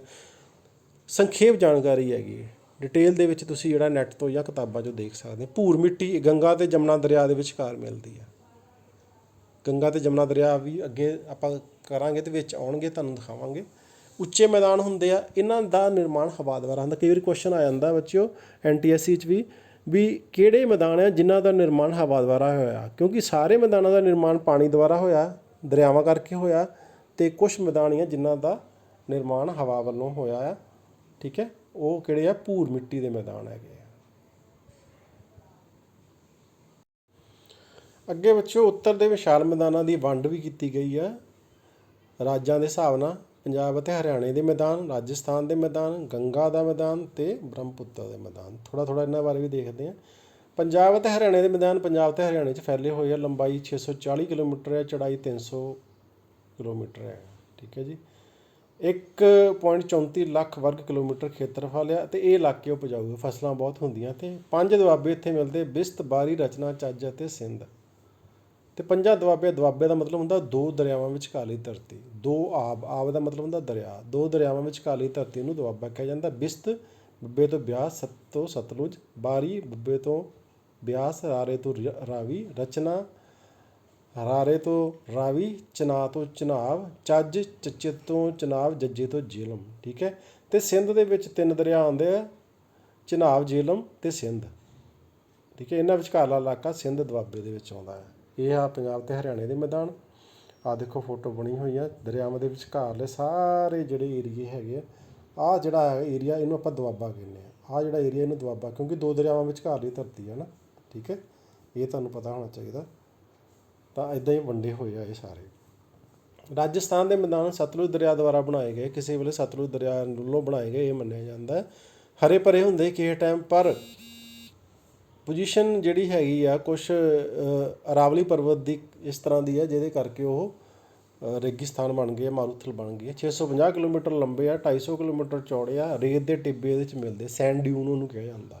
ਅਤੇ ਜਦੋਂ ਹਵਾ ਚੱਲਦੀ ਆ ਅਤੇ ਰੇਤ ਦੇ ਟਿੱਬੇ ਇੱਕ ਥਾਂ ਤੋਂ ਉੱਡ ਕੇ ਦੂਜੀ ਥਾਂ 'ਤੇ ਇੱਦਾਂ ਉਹ ਸਟੈਂਡ ਡਿਊਨ ਜਿਹੜੀ ਬਦਲਦੀ ਰਹਿੰਦੀ। ਝੀਲਾਂ ਵੀ ਮਿਲਦੀਆਂ ਵਿੱਚ, ਸਾਂਬਰ, ਚਿਦਵਾਨ, ਖਿੱਦੇਗਾਨ, ਸਾਰਮੋਲੇ ਝੀਲਾਂ ਇਹਦੇ ਵਿੱਚ ਹੈਗੀਆਂ। ਥਾਰ ਮਾਰੂਥਲ ਆ ਮੇਨ, ਮਾਰੂਥਲੀ ਇਲਾਕਾ, ਥਾਰ ਮਾਰੂਥਲ ਉਹਦਾ ਨਾਂ ਆ, ਯਾਦ ਰੱਖਿਓ, ਕੁਐਸਚਨ ਆ ਜਾਂਦਾ ਥਾਰੂ ਮਾਰੂਥਲ ਬਾਰੇ। ਆਹ ਦੇਖੋ ਜਿਹੜਾ ਆਹ ਵਾਲਾ ਆ, ਇਹ ਥਾਰ ਮਾਰੂਥਲ ਆ। ਅਤੇ ਤਕਰੀਬਨ ਆਹ ਹੀ ਸਾਰਾ ਇਲਾਕਾ ਜਿਹੜਾ ਰਾਜਸਥਾਨ ਦਾ, ਰਾਜਸਥਾਨ ਦੇ ਇਹ ਮੈਦਾਨ ਆ। ਠੀਕ ਹੈ, ਆਹ ਮਾਰੂਥਲ ਆ, ਪਹਿਲਾਂ ਵੀ ਫੋਟੋ ਤੁਹਾਨੂੰ ਦਿਖਾਈ ਸੀ। ਗੰਗਾ ਦੇ ਮੈਦਾਨ ਦੇਖੋ, ਗੰਗਾ ਦੇ ਮੈਦਾਨ ਜਿਹੜੇ ਆ ਕਿੰਨੇ ਕਿੰਨੇ ਬਣਾਏ? ਇੱਕ ਗੰਗਾ, ਯਮੁਨਾ, ਗੰਡਕ, ਕੋਸੀ, ਸੋਨ, ਕੇਨ ਆ, ਸਹੀ ਨਹੀਂ ਲਿਖਿਆ ਗਿਆ, ਬੇਟਾ ਲਿਖਿਆ, ਬੇਤਵਾ ਆ, ਚੰਬਲ ਦਰਿਆ ਵੱਲੋਂ ਬਣਾਏ ਗਏ। ਇਹ ਦੇਖੋ 5-7 ਦਰਿਆ ਹੈਗੇ ਜਿਹੜਿਆਂ ਨੇ ਉਹਦੇ ਗੰਗਾ ਦੇ ਮੈਦਾਨ ਬਣਾਉਣ 'ਚ ਸਹਾਇਤਾ ਕੀਤੀ ਆ। ਜਿਹੜਾ ਨਿਖੇਪ ਉੱਪਰੋਂ ਲਿਆ ਕੇ, ਮਿੱਟੀ ਉੱਪਰੋਂ ਲਿਆ ਕੇ ਇਸ ਮੈਦਾਨ ਦੇ ਵਿੱਚ ਫੈਲਾਈ ਆ। 500 ਕਿਲੋਮੀਟਰ ਲੰਬਾਈ ਆ, 350 ਕਿਲੋਮੀਟਰ ਚੜਾਈ ਆ। 3 ਭਾਗਾਂ 'ਚ ਅੱਗੇ ਫਿਰ ਵੰਡਿਆ ਗਿਆ, ਉੱਚੇ ਮੈਦਾਨ, ਵਿਚਕਾਰਲੇ ਮੈਦਾਨ ਅਤੇ ਹੇਠਲੇ ਮੈਦਾਨ। ਠੀਕ ਹੈ ਜੀ। ਸੋ ਆਹ ਦੇਖੋ ਨਕਸ਼ਾ, ਆ ਜਿਹੜਾ ਪਹਿਲਾ ਹੈਗਾ ਇਹ ਪੰਜਾਬ ਹਰਿਆਣੇ ਦੇ ਮੈਦਾਨ ਆ, ਅਤੇ ਆਹ 2 ਨੰਬਰ ਲਿਖਿਆ। ਠੀਕ ਹੈ, ਯਾਨੀ ਆਹ ਸਾਰਾ ਇਲਾਕਾ ਗੰਗਾ ਦਾ ਮੈਦਾਨ ਆ, ਅਤੇ ਆਹ ਬਾਕੀ ਜਿਹੜਾ ਰਹਿ ਗਿਆ ਇਹ ਬ੍ਰਹਮਪੁੱਤਰ ਦੇ ਮੈਦਾਨ ਆ। ਠੀਕ ਹੈ, ਨਕਸ਼ੇ ਦੇ ਜੇ ਕੁਐਸਚਨ ਤੁਹਾਨੂੰ ਆ ਜਾਏ ਤਾਂ ਤੁਸੀਂ ਕੁਐਸਚਨ ਨੂੰ ਕਰ ਸਕਦੇ ਹੋ। ਫਿਰ ਆਹ ਜਿਹੜੀ ਆ ਨੀਲੀ ਨੀਲੀ ਤੁਹਾਨੂੰ ਦਿਖ ਰਹੀ ਹੈ ਨਾ, ਇਹ ਸਾਰੀ ਗੰਗਾ ਦਰਿਆ ਆ। ਠੀਕ ਹੈ, ਅੱਗੇ ਜਾ ਕੇ ਆਹ ਦੇਖੋ ਡੇਲਟਾ ਬਣਾਉਂਦੀ ਹੈ ਇੱਥੇ ਨਾ, ਇਹ 'ਚ ਬਹੁਤ ਸਾਰੀਆਂ ਨੀਲੀਆਂ ਹੋਰ ਨਦੀਆਂ ਵੀ ਇਹ ਨਾਲ ਜੁੜਦੀਆਂ ਜਾਂਦੀਆਂ। ਅਤੇ ਇਹ ਤੁਸੀਂ ਬੱਚਿਓ ਯਾਦ ਰੱਖਣਾ, ਇਹ ਗੰਗਾ ਦਾ ਮੈਦਾਨ ਹੈ। ਆਹ ਡਿਟੇਲ ਦੇ ਵਿੱਚ ਆਹ ਪੂਰਾ ਗੋਲ ਕੀਤਾ ਹੋਇਆ ਹੈ, ਇਹ ਵੀ ਗੰਗਾ ਦਾ ਮੈਦਾਨ ਹੈ। ਅੱਗੇ ਬ੍ਰਹਮਪੁੱਤਰ ਦਾ ਮੈਦਾਨ, ਇਹਨੂੰ ਅਸਾਮ ਦਾ ਮੈਦਾਨ ਵੀ ਕਿਹਾ ਜਾਂਦਾ, ਕਿਉਂਕਿ ਅਰੁਣਾਚਲ ਪ੍ਰਦੇਸ਼ ਦੇ ਵਿੱਚੋਂ ਐਂਟਰ ਕਰਦੀ ਹੈ, ਅਸਾਮ ਦੇ ਵਿੱਚੋਂ ਹੁੰਦੀ ਹੋਈ ਹੈ, ਬੰਗਲਾਦੇਸ਼ ਵਿੱਚੋਂ ਫਿਰ ਜਾ ਕੇ ਬੰਗਾਲ ਦੀ ਖਾੜੀ 'ਚ ਡਿੱਗਦੀ ਹੈ। ਬ੍ਰਹਮਪੁੱਤਰ ਦਰਿਆ ਵੱਲੋਂ ਬਣਾਇਆ ਗਿਆ ਮੈਦਾਨ, ਇਹ 'ਚ ਮੋਸਟਲੀ ਇੱਕੋ ਹੀ ਦਰਿਆ ਹੈਗੇ, ਬਾਕੀ ਛੋਟੀਆਂ ਮੋਟੀਆਂ ਜਿਹੜੀਆਂ ਨਦੀਆਂ ਹੈਗੀਆਂ ਆ। ਆਹ ਮੇਨ ਦਰਿਆ ਦੇਖੋ, ਆਹ ਗੰਗਾ, ਆਹ ਚੱਲ ਰਿਹਾ ਤੁਹਾਡਾ, ਇੱਥੋਂ ਆ ਕੇ ਇਹ ਸਤਲੁਜ ਦਰਿਆ ਜਿਹੜਾ ਆਪਣਾ ਬ੍ਰਹਮਪੁੱਤਰ ਦਰਿਆ ਜਿਹੜਾ ਆ ਬੰਗਾਲ ਦੀ ਖਾੜੀ ਹੈ, ਇਹਦੇ 'ਚ ਆ ਕੇ ਡਿੱਗ ਪੈਂਦਾ। ਇਹ ਬ੍ਰਹਮਪੁੱਤਰ ਦਾ ਮੈਦਾਨ ਆ। ਆਹ ਦੇਖੋ ਇਹ ਸਾਰਾ ਇੰਨਾ ਏਰੀਆ ਜਿਹੜਾ ਹੈਗਾ ਇਹਨੂੰ ਅਸਾਮ ਦਾ ਮੈਦਾਨ ਵੀ ਕਿਹਾ ਜਾਂਦਾ। ਇਹ ਮੈਦਾਨ ਇਹਨੇ ਬ੍ਰਹਮਪੁੱਤਰ ਨੇ ਬਣਾਇਆ ਹੈ। ਅਗਲਾ ਭਾਗ ਸ਼ੁਰੂ ਹੋ ਜਾਂਦਾ ਆਪਣਾ ਦੋ ਚੀਜ਼ਾਂ ਕਰ ਲਈਆਂ, ਹਿਮਾਲਿਆ ਰੇਂਜ ਕਰ ਲਈ ਆ, ਫਿਰ ਉੱਤਰ ਦੇ ਵਿਸ਼ਾਲ ਮੈਦਾਨ ਆਪਾਂ ਕਰ ਲਈ ਡਿਟੇਲ ਦੇ ਵਿੱਚ। ਅੱਗੇ ਆ ਪ੍ਰਾਇਦੀਪੀ ਪਠਾਰ। ਕਈ ਵਾਰੀ ਨਾ ਇਹ ਨਾਂ ਦੇਖ ਕੇ ਸਾਨੂੰ ਨਹੀਂ ਸਮਝ ਲੱਗਦਾ ਵੀ ਕੀ ਚੀਜ਼ ਆ ਨਾ। ਪਹਿਲਾਂ ਪ੍ਰਾਇਦੀਪੀ ਸ਼ਬਦ ਦਾ ਅਰਥ ਦੇਖ ਲਓ, ਤਿੰਨ ਪਾਸੇ ਪਾਣੀ ਨਾਲ ਘਿਰਿਆ ਹੋਇਆ। ਠੀਕ ਹੈ ਨਾ। ਮੰਨ ਲਓ ਆਹ ਸਾਡਾ ਭਾਰਤ ਦਾ ਨਕਸ਼ਾ ਹੈ ਨਾ, ਇੱਧਰ ਅਰਬ ਸਾਗਰ ਆ, ਇੱਧਰ ਹਿੰਦ ਮਹਾਸਾਗਰ ਆ, ਇੱਧਰ ਬੰਗਾਲ ਦੀ ਖਾੜੀ ਆ। ਹੁਣ ਆਹ ਜਿਹੜਾ ਇਲਾਕਾ ਹੈਗਾ ਇਹ ਤਿੰਨ ਪਾਸੇ ਪਾਣੀ ਨਾਲ ਘਿਰਿਆ ਹੋਇਆ ਆ, ਇਸ ਕਰਕੇ ਇਹਨੂੰ ਆਪਾਂ ਪ੍ਰਾਇਦੀਪੀ ਇਲਾਕਾ ਕਹਿ ਜਾਂਦੇ ਹਾਂ। ਠੀਕ ਹੈ। ਇਹ ਦੱਖਣ ਦੇ ਪਠਾਰ ਹੋ ਜਾਂਦੇ। ਹੁਣ ਪਠਾਰ ਕੀ ਆ? ਟੇਬਲ ਵਾਂਗ ਉੱਚਾ, ਉਹਦੇ ਬਾਰੇ ਆਪਾਂ ਦੇਖਦੇ ਹਾਂ। ਬਣਾਵਟ ਕਿੱਦਾਂ ਹੋਈ ਆ? ਗੋਂਡਵਾਨਾ ਲੈਂਡ, ਪੈਂਜੀਆ ਤੋਂ ਦੋ ਹਿੱਸੇ ਅੱਗੇ ਬਣੇ, ਯੂਰੇਸ਼ੀਆ ਅਤੇ ਗੋਂਡਵਾਨਾ ਲੈਂਡ। ਗੋਂਡਵਾਨਾ ਲੈਂਡ ਦੇ ਵਿੱਚ ਭਾਰਤ ਸੀਗਾ। ਠੀਕ ਹੈ ਨਾ। ਅਤੇ ਭਾਰਤ ਦੇ ਵਿੱਚ ਹੀ ਜਿਹੜੇ ਪ੍ਰਾਇਦੀਪੀ ਪਠਾਰ ਸੀਗੇ। ਅੱਛਾ, ਇਹ ਜਿਹੜੇ ਆ ਹਿਮਾਲਿਆ ਪਰਬਤ ਦੇ ਬੰਦ ਤੋਂ ਪਹਿਲਾਂ ਬਣੇ ਆ, ਕਿਉਂਕਿ ਧਰਤੀ ਦੇ ਹੇਠਾਂ ਜਿਹੜੀਆਂ ਟੈਕਟੋਨਿਕ ਪਲੇਟਾਂ ਹੈ ਨਾ, ਉਹਨਾਂ ਦੀ ਮੂਵਮੈਂਟ, ਉਹਨਾਂ ਦੀ ਜਿਹੜੀ ਹੈਗੀ ਆ ਮੂਵਮੈਂਟ ਕਰਕੇ ਉਹਨਾਂ ਦੇ ਵਿੱਚੋਂ ਜਿਹੜਾ ਲਾਵਾ ਆ ਉਹ ਬਾਹਰ ਨਿਕਲਣ ਕਰਕੇ ਹੀ ਇਹ ਮੈਦਾਨ ਬਣੇ ਗਏ ਆ। ਠੀਕ ਹੈ ਨਾ। ਇਹ ਮੋਸਟਲੀ ਇਹ ਮੰਨਿਆ ਜਾਂਦਾ ਵੀ ਇਹ ਜਵਾਲਾਮੁਖੀ ਜਿਹੜਾ ਲਾਵਾ ਹੈ ਨਾ ਉਹਦੇ ਤੋਂ ਬਣੇ ਹੋਏ ਆ। ਆਹ ਦੇਖੋ ਲਿਖਿਆ ਨਾ, ਜਵਾਲਾਮੁਖੀ ਦੇ ਲਾਵੇ ਨਾਲ ਉੱਚਾ ਉੱਠਿਆ। ਫਿਰ ਕਾਲੀ ਮਿੱਟੀ ਆ, ਫਿਰ ਹਿਮਾਲਿਆ ਤੋਂ ਵੀ ਪੁਰਾਣਾ। ਇਹ ਆ ਤੁਸੀਂ ਰੱਖਿਓ। ਹੁਣ ਆਹ ਸਾਰਾ ਖੇਤਰ ਆ, ਇਹ ਸਾਰਾ ਖੇਤਰ ਜਿਹੜਾ ਆ ਇਹ ਸਾਡਾ ਪ੍ਰਾਇਦੀਪੀ ਪਠਾਰ ਆ, ਇੱਥੇ ਵੀ ਹੈਗਾ।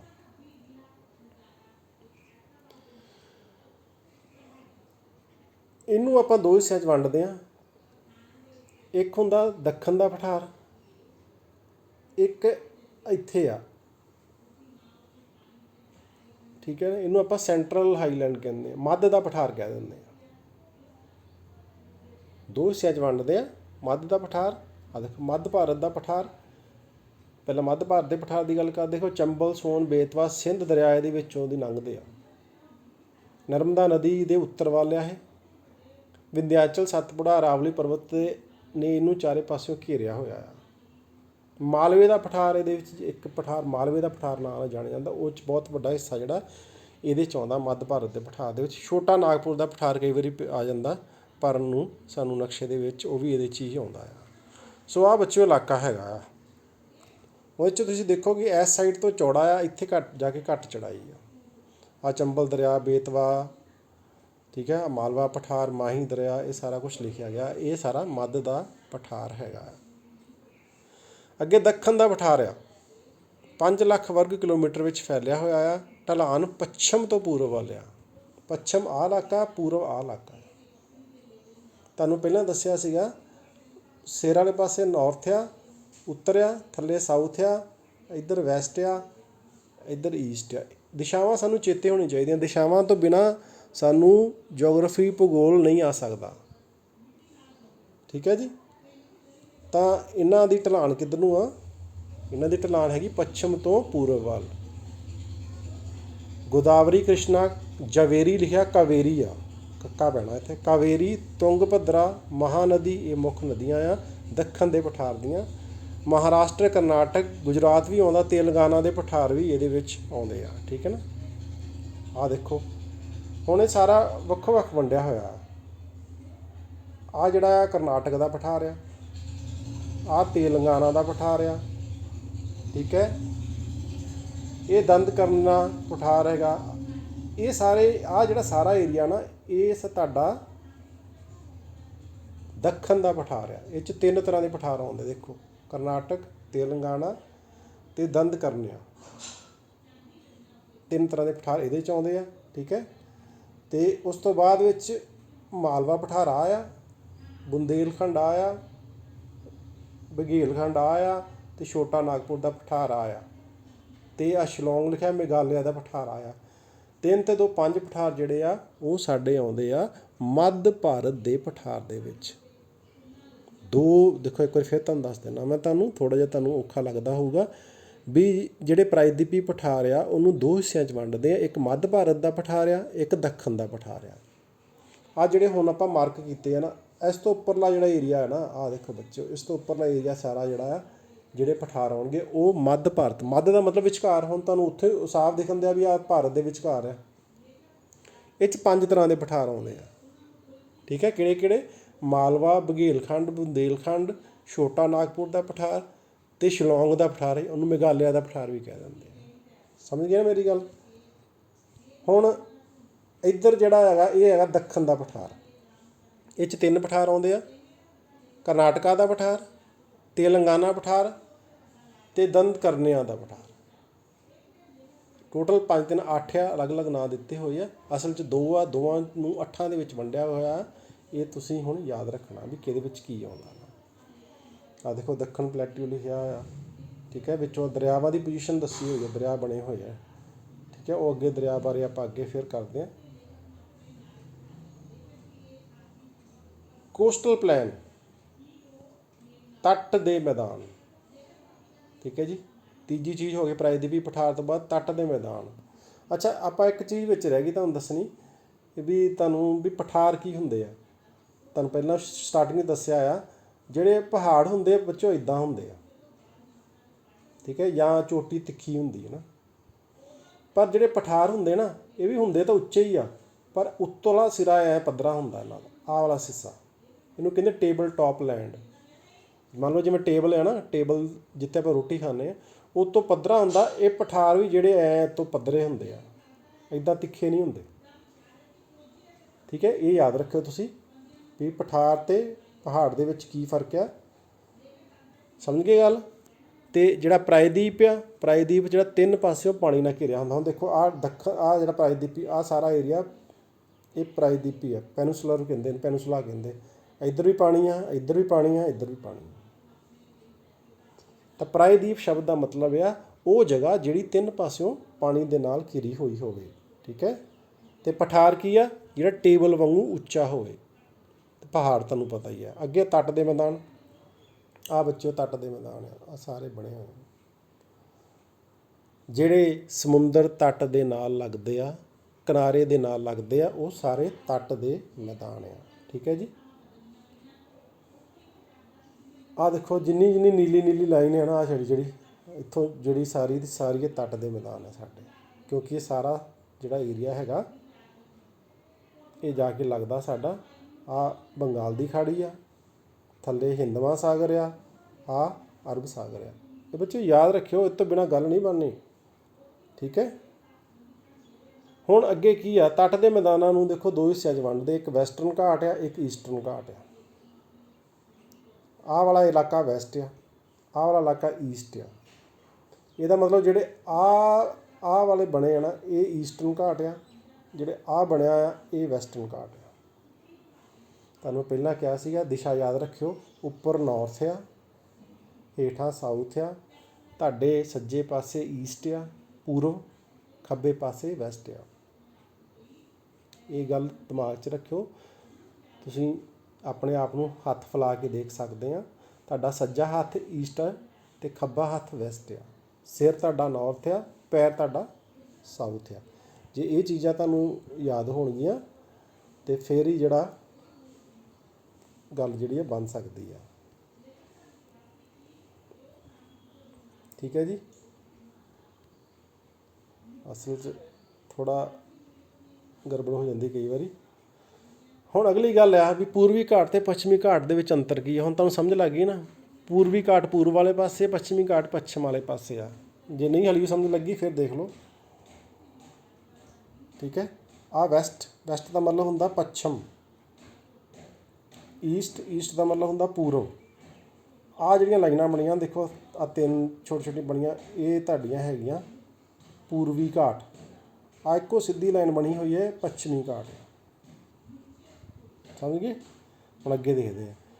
ਹੁਣ ਪੱਛਮੀ ਘਾਟ ਜਿਹੜੇ ਆ ਉਹ ਘੱਟ ਚੌੜੇ ਆ, ਪੂਰਬੀ ਘਾਟ ਇਹ ਚੌੜੇ ਘਾਟ ਆ। ਯਾਨੀ ਘਾਟ ਦਾ ਮਤਲਬ ਕਿਨਾਰਾ। ਵੈਸੇ ਘਾਟ ਜਿਹੜਾ ਨਾ, ਘਾਟ ਸ਼ਬਦ ਹੁੰਦਾ ਅਸਲ 'ਚ ਇਹਦਾ ਮਤਲਬ ਇਹ ਹੁੰਦਾ ਵੀ ਉੱਚੇ ਮੈਦਾਨ। ਕਈ ਵਾਰੀ ਪਹਾੜਾਂ ਨੂੰ ਵੀ ਕੋਈ ਲੋਕ ਘਾਟ ਕਹਿ ਦਿੰਦੇ ਆ। ਇਹ ਥੋੜ੍ਹੇ ਮੈਦਾਨ ਥੋੜ੍ਹੇ ਉੱਚੇ ਆ, ਧਰਤੀ ਤੋਂ ਉੱਚੇ ਆ, ਉੱਠੇ ਹੋਏ ਥੋੜ੍ਹੇ ਜਿਹੇ, ਠੀਕ ਹੈ ਨਾ। ਤਾਂ ਪੂਰਬੀ ਘਾਟ ਜਿਹੜੇ ਚੌੜੇ ਆ, ਗੁਜਰਾਤ, ਕੋਂਕਣ, ਕੰਨੜ, ਮਾਲਾਬਾਰ ਤੱਟ ਵਿੱਚ ਇਹ ਵੰਡਿਆ ਹੋਇਆ ਪੱਛਮੀ ਘਾਟ, ਠੀਕ ਹੈ ਨਾ। ਅੱਗੇ ਤੁਹਾਨੂੰ ਦਿਖਾਵਾਂਗੇ ਆਪਾਂ ਪ੍ਰੋਪਰ ਕਰਕੇ। ਕੋਰੋਮੰਡਲ ਘਾਟ ਅਤੇ ਉਤਕਲ ਦਾ ਘਾਟ ਪੂਰਬੀ ਘਾਟ ਵੰਡਿਆ ਹੋਇਆ। ਫਿਰ ਅਰਬ ਸਾਗਰ ਦੇ ਨਾਲ ਲੱਗਦਾ, ਉਹ ਬੰਗਾਲ ਦੀ ਖਾੜੀ ਦੇ ਨਾਲ ਲੱਗਦਾ। ਦਰਿਆਵਾਂ ਦੇ ਨਾਂ ਦਿੱਤੇ ਹੋਏ, ਨਰਮਦਾ ਅਤੇ ਤਾਪੀ ਦਰਿਆ ਐਸਚੂਰੀ ਬਣਾਉਂਦੇ ਆ, ਕ੍ਰਿਸ਼ਨਾ, ਕਾਵੇਰੀ, ਗੋਦਾਵਰੀ, ਤੁੰਗ ਭਦਰਾ ਡੇਲਟਾ ਬਣਾਉਂਦੇ ਆ। ਇਹਨੂੰ ਆਪਾਂ ਡਿਟੇਲ 'ਚ ਕਰਦੇ ਹਾਂ। ਹੁਣ ਬੱਚੋ ਆ ਪਹਿਲੀ ਗੱਲ ਤਾਂ ਇਹ ਆ, ਇੱਕ ਮਿੰਟ ਆਪਾਂ ਇਹਦੇ ਵਿੱਚ ਹੈ ਨਹੀਂ, ਇਹ 'ਚ ਦੇਖਦੇ ਹਾਂ ਪੁਰਾਣੇ ਵਾਲੇ 'ਚ। ਆ ਪਹਿਲਾਂ ਮਿਟਾ ਲਈਏ ਉੱਤੇ ਜੋ ਕੁਛ ਲਿਖਿਆ। ਹੁਣ ਪਹਿਲੀ ਗੱਲ ਸੀਗੀ, ਆਹ ਹੈਗੇ ਆ ਪੱਛਮੀ ਘਾਟ, ਠੀਕ ਹੈ। ਤੁਸੀਂ ਦੇਖੋ ਇਹਦੇ ਨਾਲ ਅੱਗੇ ਥੋੜ੍ਹੀ ਜਗ੍ਹਾ ਬਚਦੀ ਇੱਥੇ ਨਾ, ਇਹਦਾ ਮਤਲਬ ਇਹ ਘੱਟ ਚੌੜੇ ਆ। ਆਹ ਹੈਗੇ ਪੂਰਬੀ ਘਾਟ, ਇਹਦੇ ਨਾਲ ਦੇਖੋ ਕਿੰਨੀ ਜਗ੍ਹਾ ਬਚਦੀ ਆ, ਠੀਕ ਹੈ। ਇਹ ਹੈਗੇ ਦਾ ਮਤਲਬ ਜ਼ਿਆਦਾ ਚੌੜੇ ਆ, ਠੀਕ ਹੈ ਜੀ। ਇੱਕ ਗੱਲ ਜਿਹੜੀ ਸਾਡੀ ਇਹ ਹੋ ਗਈ, ਹਾਂ।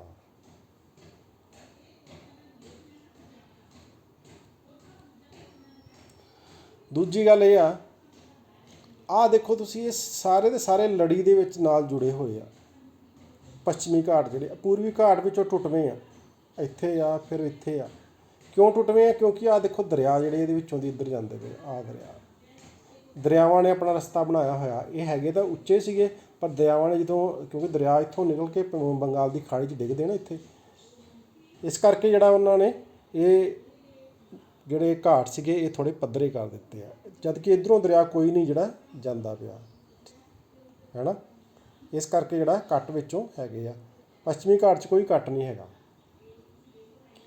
ਹੁਣ ਦੋ ਦਰਿਆ ਦੇਖੋ, ਆਹ ਦੇਖੋ, ਇੱਕ ਆ ਗੋਦਾਵਰੀ ਆ, ਇੱਕ ਆ ਤਾਪੀ ਆ। ਇਹ ਜਾ ਕੇ ਇੱਥੇ ਡਿੱਗਦੇ ਆ, ਤੁਸੀਂ ਦੇਖ ਲਓ, ਨਾਂ ਨਹੀਂ ਲਿਖੇ ਹੋਏ। ਸਤਲੁਜ ਦੇ ਹੇਠਾਂ ਇੱਕ ਨੀਲੀ ਲਾਈਨ ਆ, ਵਿੰਧਿਆਚਲ ਦੇ ਹੇਠਾਂ ਇੱਕ ਨੀਲੀ ਲਾਈਨ। ਇਹ ਦੋਵੇਂ ਦਰਿਆ, ਇੱਕ ਗੋਦਾਵਰੀ ਇੱਕ ਤਾਪੀ ਆ, ਇਹ ਅਰਬ ਸਾਗਰ 'ਚ ਡਿੱਗਦੇ। ਇੱਥੇ ਦੇਖੋ, ਇਹ ਐਸਚੂਰੀ ਬਣਾਉਂਦੇ ਆ। ਐਸਚੂਰੀ ਕੀ ਹੁੰਦੀ ਆ? ਜਦੋਂ ਕੋਈ ਦਰਿਆ ਪਿੱਛੋਂ ਆਉਂਦਾ ਅਤੇ ਤੇਜ਼ੀ ਨਾਲ ਹੇਠਾਂ ਡਿੱਗ ਪੈਂਦਾ ਨਾ, ਫੈਲਦਾ ਨਹੀਂ ਗਾ, ਉਹਨੂੰ ਐਸਚੂਰੀ ਕਹਿੰਦੇ ਆ।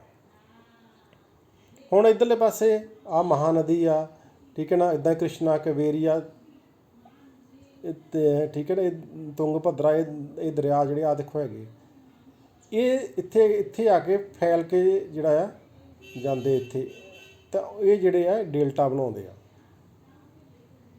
ਡੇਲਟਾ ਕੀ ਹੁੰਦਾ? ਡੇਲਟਾ ਬਾਰੇ ਤੁਹਾਨੂੰ ਮੈਂ ਦੱਸਿਆ ਸੀ ਸ਼ੁਰੂ ਦੇ ਵਿੱਚ, ਇੱਕ ਫੋਟੋ ਦਿਖਾਈ ਸੀ ਵੀ ਇੱਕ ਨਦੀ ਪਿੱਛੋਂ ਆਉਂਦੀ ਇੱਕੋ ਸ਼ਕਲ 'ਚ ਅੱਗਿਓਂ ਆ ਕੇ ਸਮੁੰਦਰ 'ਚ ਡਿੱਗਣ ਲੱਗੇ, ਉਹ ਕਈ ਹਿੱਸਿਆਂ ਵਿੱਚ ਵੰਡੀ ਜਾਂਦੀ ਆ, ਅਤੇ ਵਿੱਚ ਉਹ ਜ਼ਮੀਨ ਬਣ ਜਾਂਦੀ ਹੈ, ਜਿਹੜੀ ਮਿੱਟੀ ਨਾਲ ਲਿਆਂਦੀ ਹੁੰਦੀ ਉੱਥੇ ਇਕੱਠੀ ਕਰਕੇ ਸਿੱਟੀ ਜਾਂਦੀ ਆ, ਉਹਨੂੰ ਆਪਾਂ ਡੇਲਟਾ ਕਹਿੰਦੇ ਹਾਂ, ਠੀਕ ਹੈ ਜੀ। ਇਹ ਈਸਟਰਨ ਘਾਟ ਅਤੇ ਵੈਸਟਰਨ ਘਾਟ ਦਾ ਤੁਹਾਨੂੰ ਦੱਸਦਾ। ਦਰਿਆ ਵੀ ਦੱਸਦੇ ਕਿਹੜੇ ਕਿਹੜੇ ਇੰਪੋਰਟੈਂਟ ਹੈਗੇ ਆ, ਤੁਸੀਂ ਦੇਖ ਸਕਦੇ ਹੋ। ਪੱਛਮੀ ਘਾਟ 'ਚ ਨਰਮਦਾ ਅਤੇ ਤਾਪਤੀ ਆ, ਅਤੇ ਇੱਧਰ ਕ੍ਰਿਸ਼ਨਾ, ਕਾਵੇਰੀ, ਗੋਦਾਵਰੀ ਅਤੇ ਤੁੰਗ ਭਦਰਾ ਆ, ਠੀਕ ਹੈ। ਉੱਧਰ ਐਸਚੂਰੀ ਬਣਦੀ ਹੈ, ਇੱਧਰ ਡੇਲਟਾ ਬਣਦਾ। ਆਹ ਦਰਿਆਵਾਂ ਦੇ ਨਾਂ ਦੇਖੋ, ਜਿਹੜੇ ਵਿੱਚ ਉੱਚ ਨਹੀਂ ਲਿਖੇ ਸੀ। ਆਹ ਮਹਾਨਦੀ ਆ, ਆਹ ਗੋਦਾਵਰੀ ਆ, ਆਹ ਕ੍ਰਿਸ਼ਨਾ ਆ, ਆਹ ਕਾਵੇਰੀ। ਆਹ ਚਾਰੇ ਨਦੀਆਂ ਆਹ ਪੂਰਬੀ ਘਾਟ ਦੀਆਂ ਆ, ਠੀਕ ਹੈ ਜੀ। ਅਤੇ ਆਹ ਨਰਮਦਾ ਅਤੇ ਆਹ ਤਾਪਤੀ, ਇਹ ਪੱਛਮੀ ਘਾਟ ਦੀਆਂ ਆ। ਇਹ ਤੁਹਾਨੂੰ ਹੁਣ ਇਹਦੇ ਵਿੱਚ ਸੌਖਾ ਹੋ ਜਾਵੇ, ਇਸ ਕਰਕੇ ਬਣਾਇਆ ਹੈ। ਅਗਲੀ ਗੱਲ ਆ ਭਾਰਤੀ ਦੀਪ ਸਮੂਹ, ਜਿਹੜਾ ਸਾਡਾ ਲਾਸਟ ਟੌਪਿਕ ਹੈਗਾ। ਦੀਪ ਕੀ ਹੁੰਦਾ? ਐਸਾ ਇਲਾਕਾ ਜਿਹੜਾ ਚਾਰੇ ਪਾਸਿਓਂ ਪਾਣੀ ਨਾਲ ਘਿਰਿਆ ਹੋਵੇ। ਪਹਿਲਾਂ ਆਪਾਂ ਗੱਲ ਕਰਦੇ ਹਾਂ ਲਕਸ਼ਦੀਪ ਸਮੂਹ ਦੀ। ਕੇਰਲਾ ਦੇ ਕੋਲ ਮਾਲਾਬਾਰ ਤੱਟ ਦੇ ਕੋਲ ਆ, ਠੀਕ ਹੈ ਜੀ। 34 ਦੀਪ ਇਹਦੇ 'ਚ ਆਉਂਦੇ ਆ। ਪੁਰਾਣਾ ਇਹਦਾ ਨਾਂ ਲੈਕੇਡੀਵ, ਮਿਨੀਕੋਏ ਅਤੇ ਐਮਨਦੀਵੀ ਪੁਰਾਣਾ ਨਾਂ ਸੀ, ਯਾਨੀ ਇਹਨਾਂ 'ਚ ਵੰਡਿਆ ਹੋਇਆ ਸੀ। 1973 ਵਿੱਚ ਨਾਂ ਬਦਲ ਕੇ ਲਕਸ਼ਦੀਪ ਰੱਖ ਦਿੱਤਾ ਗਿਆ, ਅਤੇ ਇਹਦਾ ਪ੍ਰਸ਼ਾਸਨਿਕ ਪ੍ਰਬੰਧ ਜਿਹੜਾ ਕੁਵਾਰਤੀ 'ਚ ਆ। ਕੁਵਾਰਤੀ ਇੱਕ ਦੀਪ ਹੈਗਾ, ਇਹਨੂੰ ਜਾਣੀ ਪ੍ਰਸ਼ਾਸਨਿਕ ਪ੍ਰਬੰਧ ਜਾਣੀ ਸਾਰਾ ਕੰਟਰੋਲ ਇਹਨਾਂ ਦਾ ਉੱਥੋਂ ਕੀਤਾ ਜਾਂਦਾ ਹੈ, ਠੀਕ ਹੈ। ਹੁਣ ਆਹ ਦੇਖੋ ਅੱਗੇ ਇੱਥੇ ਬਣਿਆ ਹੋਇਆ ਕੋਰਲ। ਕੋਰਲ ਕੀ ਆ? ਅਕਸਰ ਤੁਹਾਨੂੰ ਨਾ ਸਮੁੰਦਰਾਂ ਦੇ ਹੇਠਾਂ ਜਦੋਂ ਕੈਮਰਾ ਲੈ ਕੇ ਜਾਂਦੇ ਦਿਖਾਉਂਦੇ ਆ, ਥੱਲੇ ਇੱਦਾਂ ਦੇ ਵੱਖ ਬੰਨੀਆਂ ਆਹ ਚੀਜ਼ਾਂ ਮਿਲਦੀਆਂ ਤੁਹਾਨੂੰ ਨਾ, ਠੀਕ ਹੈ। ਉਹਨੂੰ ਆਪਾਂ ਕੋਰਲ ਕਹਿੰਦੇ, ਯਾਨੀ ਇਹ ਕੁਛ ਐਸੇ ਪਦਾਰਥ ਹੁੰਦੇ। ਕੋਰਲ ਇੱਕ ਮਾਈਕਰੋ ਔਰਗਨਿਜ਼ਮ ਹੈ, ਠੀਕ ਹੈ। ਬਹੁਤ ਸਾਰੇ ਮਾਈਕਰੋ ਔਰਗਨਿਜ਼ਮ ਜਿਹੜੇ ਆ ਹਜ਼ਾਰਾਂ ਸਾਲਾਂ 'ਚ, ਲੱਖਾਂ ਸਾਲਾਂ 'ਚ ਆਪਣੇ ਉਹ ਨਾ ਕੈਲਸ਼ੀਅਮ ਕਾਰਬੋਨੇਟ ਛੱਡਦੇ ਜਾਂਦੇ ਆਪਣੇ ਕੋਲ, ਜਿਵੇਂ ਉਹ ਬਣਾਉਂਦੇ ਕੈਲਸ਼ੀਅਮ ਕਾਰਬੋਨੇਟ ਇੱਥੇ ਵਿੱਚ ਸਮੁੰਦਰ 'ਚ ਰਹਿੰਦੇ ਹੋਏ। ਤੇ ਉਹ ਜਿਹੜਾ ਇਦਾਂ ਇਦਾਂ ਇਹਨਾਂ ਦੇ ਉੱਤੇ ਉੱਤੇ ਐ ਜੰਮਦਾ ਜਾਂਦਾ, ਇਦਾਂ ਦਾ ਇਹ ਜੰਮਦਾ ਜੰਮਦਾ ਤਾਂ ਨੂੰ ਆਈ ਜਾਂਦਾ। ਤਾਂ ਬਹੁਤ ਸਾਰੇ ਦੀਪ ਲਕਸ਼ਦੀਪ ਦੇ ਵਿੱਚ ਜਿਹੜੇ ਆ ਉਹ ਕੈਲਸ਼ੀਅਮ ਕਾਰਬੋਨੇਟ ਤੋਂ ਬਣੇ ਹੋਏ ਆ ਬੱਚਿਓ। ਕੋਰਲ ਜਿਹੜੇ ਆ ਮਾਈਕਰੋ ਆਰਗੈਨਿਜ਼ਮ ਹੈ, ਉਹਨਾਂ ਨੇ ਉਹ ਦੀਪ ਬਣਾਏ ਆ। ਹੁਣ ਲਕਸ਼ਦੀਪ ਜਿਹੜਾ ਆਹ ਲਕਸ਼ਦੀਪ ਆ, ਆਹ ਭਾਰਤ ਦਾ ਨਕਸ਼ਾ ਹੈ, ਆਹ ਲਕਸ਼ਦੀਪ ਆ, ਇੱਧਰਲੇ ਪਾਸੇ ਪਾਣੀ ਦੇ ਵਿੱਚ ਲਕਸ਼ਦੀਪ ਹੈਗੇ। ਆਹ ਡਿਟੇਲ 'ਚ ਦੱਸਿਆ ਆ ਅਰਬ ਸਾਗਰ ਦੇ ਵਿੱਚ ਆਹ ਜਿਹੜੇ ਆ ਇਹ ਲਕਸ਼ਦੀਪ ਦੇ ਹਿੱਸੇ ਆ। ਠੀਕ ਹੈ,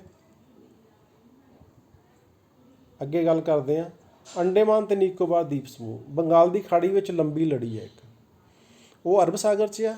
ਲਕਸ਼ਦੀਪ ਯਾਦ ਰੱਖਿਓ, ਦੋ ਹਿੱਸਿਆਂ ਵਿੱਚ ਵੰਡਿਆ ਹੋਇਆ, ਯਾਨੀ ਅੰਡੇਮਾਨ ਤੇ ਨਿਕੋਬਾਰ। ਮੰਨਿਆ ਜਾਂਦਾ ਹੈ ਕਿ ਇਹ ਡੁੱਬੇ ਹੋਏ ਪਹਾੜ ਹਨ। ਇਹ ਵੀ ਤੁਹਾਨੂੰ ਦੱਸਦਾ ਅੱਗੇ ਜਦੋਂ ਆਪਾਂ ਨਕਸ਼ਾ ਦੇਖਾਂਗੇ। ਇਹਨਾਂ 'ਚ ਸੰਘਣੇ ਜੰਗਲ ਮਿਲਦੇ ਆ। 204 ਦੀਪ ਜਿਹੜੇ ਅੰਡੇਮਾਨ ਦੇ ਵਿੱਚ ਆ, 19 ਦੀਪ ਨਿਕੋਬਾਰ ਦੇ ਵਿੱਚ ਆ। ਇਹ ਆਪਾਂ ਗਿਣਤੀ ਰੱਖ ਸਕਦੇ ਹਾਂ। ਹੁਣ ਦੇਖੋ ਵਿੱਚ ਆਪਾਂ ਨਾ ਆ ਬਣਿਆ, ਆ ਸਾਰਾ ਅੰਡੇਮਾਨ ਨਿਕੋਬਾਰ ਦੀਪ ਸਮੂਹ ਆ। ਇਹ ਦੋ ਹਿੱਸਿਆਂ ਵਿੱਚ ਵੰਡਿਆ ਹੋਇਆ।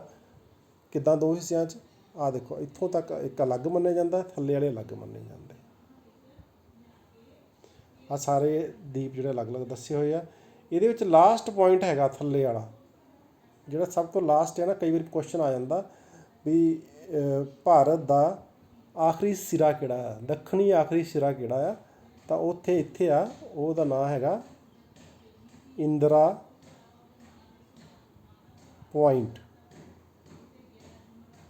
ਅਕਸਰ ਪੇਪਰ 'ਚ ਜਾਂ ਨਕਸ਼ੇ 'ਚ ਕੁਐਸਚਨ ਆਉਂਦਾ, ਤੁਹਾਨੂੰ NTSC 'ਚ ਵੀ ਆ ਸਕਦਾ ਵੀ ਭਾਰਤ ਦਾ ਆਖਰੀ ਸਿਰਾ ਕਿਹੜਾ ਹੈਗਾ।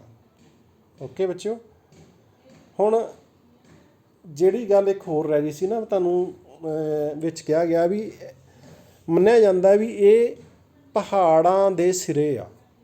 ਹੁਣ ਜਦੋਂ ਗੋਂਡਵਾਨਾ ਲੈਂਡ ਜਿਹੜਾ ਯੂਰੇਸ਼ੀਅਨ ਪਲੇਟਾਂ ਨਾਲ ਟਕਰਾਇਆ ਨਾ, ਤਾਂ ਹਿਮਾਲਿਆ ਪਰਬਤ ਦੀ ਫਾਰਮੇਸ਼ਨ ਹੋਈ। ਫਿਰ ਇੱਧਰ ਪੂਰਵਾਂਚਲ ਵੀ ਬਣਿਆ। ਠੀਕ ਹੈ ਨਾ। ਤਾਂ ਇਹ ਮੰਨਿਆ ਜਾਂਦਾ ਵੀ ਪੂਰਵਾਂਚਲ ਤੋਂ ਅੱਗੇ ਜਿਹੜਾ ਆ ਫਿਰ ਪਹਾੜ ਹੈਗੇ ਆ, ਇਹ ਇੱਦਾਂ ਇੱਦਾਂ ਇੱਥੇ ਵੀ ਚੇਂਜਿਸ ਆਈ ਅਤੇ ਆਹ ਵੀ ਪਹਾੜ ਬਣ ਗਏ। ਹਿਮਾਲਿਆ ਦਾ ਇਹ ਹਿੱਸਾ ਇਹ ਮੰਨਿਆ ਜਾਂਦਾ ਹੈ, ਕਿਉਂਕਿ ਇਸ ਏਰੀਏ ਦੇ ਵਿੱਚ ਵੀ ਚਟਾਨਾਂ ਮਿਲਦੀਆਂ ਜਿਹੜੀਆਂ ਨੀਵੀਆਂ ਆ, ਜਿਹੜੀਆਂ ਸਮੁੰਦਰ ਤੋਂ ਬਾਹਰ ਨਹੀਂ ਆਈਆਂ। ਤਾਂ ਇਸ ਏਰੀਏ ਜਿਹੜੇ ਥੋੜ੍ਹੇ ਥੋੜ੍ਹੇ ਸਿਰੇ ਜਿਹੇ ਦਿਖਦੇ ਆ, ਇਹ ਮੰਨਿਆ ਜਾਂਦਾ ਇਹ ਐਸੇ ਹਿਮਾਲਿਆ ਦੀ ਲੜੀ ਦਾ ਹਿੱਸਾ ਆ। ਠੀਕ ਹੈ ਬੱਚਿਓ, ਇਹ ਮੰਨਿਆ ਜਾਂਦਾ। ਸੋ ਆਹ ਅੰਡੇਮਾਨ ਅਤੇ ਨਿਕੋਬਾਰ ਦੀਪ ਆ। ਤਾਂ ਬੱਚਿਓ ਇਹ ਸੀਗਾ ਸਾਡਾ ਪਾਠ, ਭਾਰਤ ਦੀਆਂ ਭੂਗੋਲਿਕ ਵਿਸ਼ੇਸ਼ਤਾਵਾਂ, ਧਰਾਤਲ ਅਤੇ ਭੂ ਆਕ੍ਰਿਤੀਆਂ। ਜਿੰਨੀ ਕਿ ਡਿਟੇਲ 'ਚ ਆਪਾਂ ਦੱਸ ਸਕਦੇ ਹਾਂ ਤੁਹਾਨੂੰ ਦੱਸਤਾ, ਕਿਉਂਕਿ ਅੱਗੇ ਹੀ ਆਲਰੇਡੀ ਵੀਡੀਓ ਬਹੁਤ ਲੰਬੀ ਬਣ ਗਈ ਆ। ਕੁਛ ਚੀਜ਼ਾਂ ਹੋ ਸਕਦਾ ਰਹਿ ਗਈਆਂ ਹੋਣਗੀਆਂ, ਉਹਨਾਂ ਵਾਸਤੇ ਤੁਸੀਂ ਡਿਟੇਲ ਜਿਹੜੀ ਆ ਨੈੱਟ ਤੋਂ ਜਾਂ ਆਪਣੀ ਬੁੱਕ ਤੋਂ ਚੈੱਕ ਕਰ ਲੈਣੀ ਆ। ਕੁਐਸਚਨ ਆਨਸਰ ਇਹਦੇ ਵਿੱਚ ਨਹੀਂ ਬਣਾਏ ਕਿਉਂਕਿ ਟਾਈਮ ਦੀ ਥੋੜ੍ਹੀ ਸ਼ਾਰਟੇਜ ਸੀਗੀ। ਕੁਐਸਚਨ ਆਨਸਰ ਲਈ ਆਪਾਂ ਵੱਖਰੀ ਇੱਕ ਵੀਡੀਓ ਤੁਹਾਡੀ ਬਣਾਵਾਂਗੇ। ਸੋ ਬੱਚੇ, ਤੁਹਾਡਾ ਬਹੁਤ ਬਹੁਤ ਧੰਨਵਾਦ। ਆਸ ਹੈ ਕਿ ਤੁਹਾਨੂੰ ਬਹੁਤ ਸਾਰੀਆਂ ਗੱਲਾਂ ਸਮਝ ਲੱਗੀਆਂ ਹੋਣਗੀਆਂ। ਥੈਂਕਸ।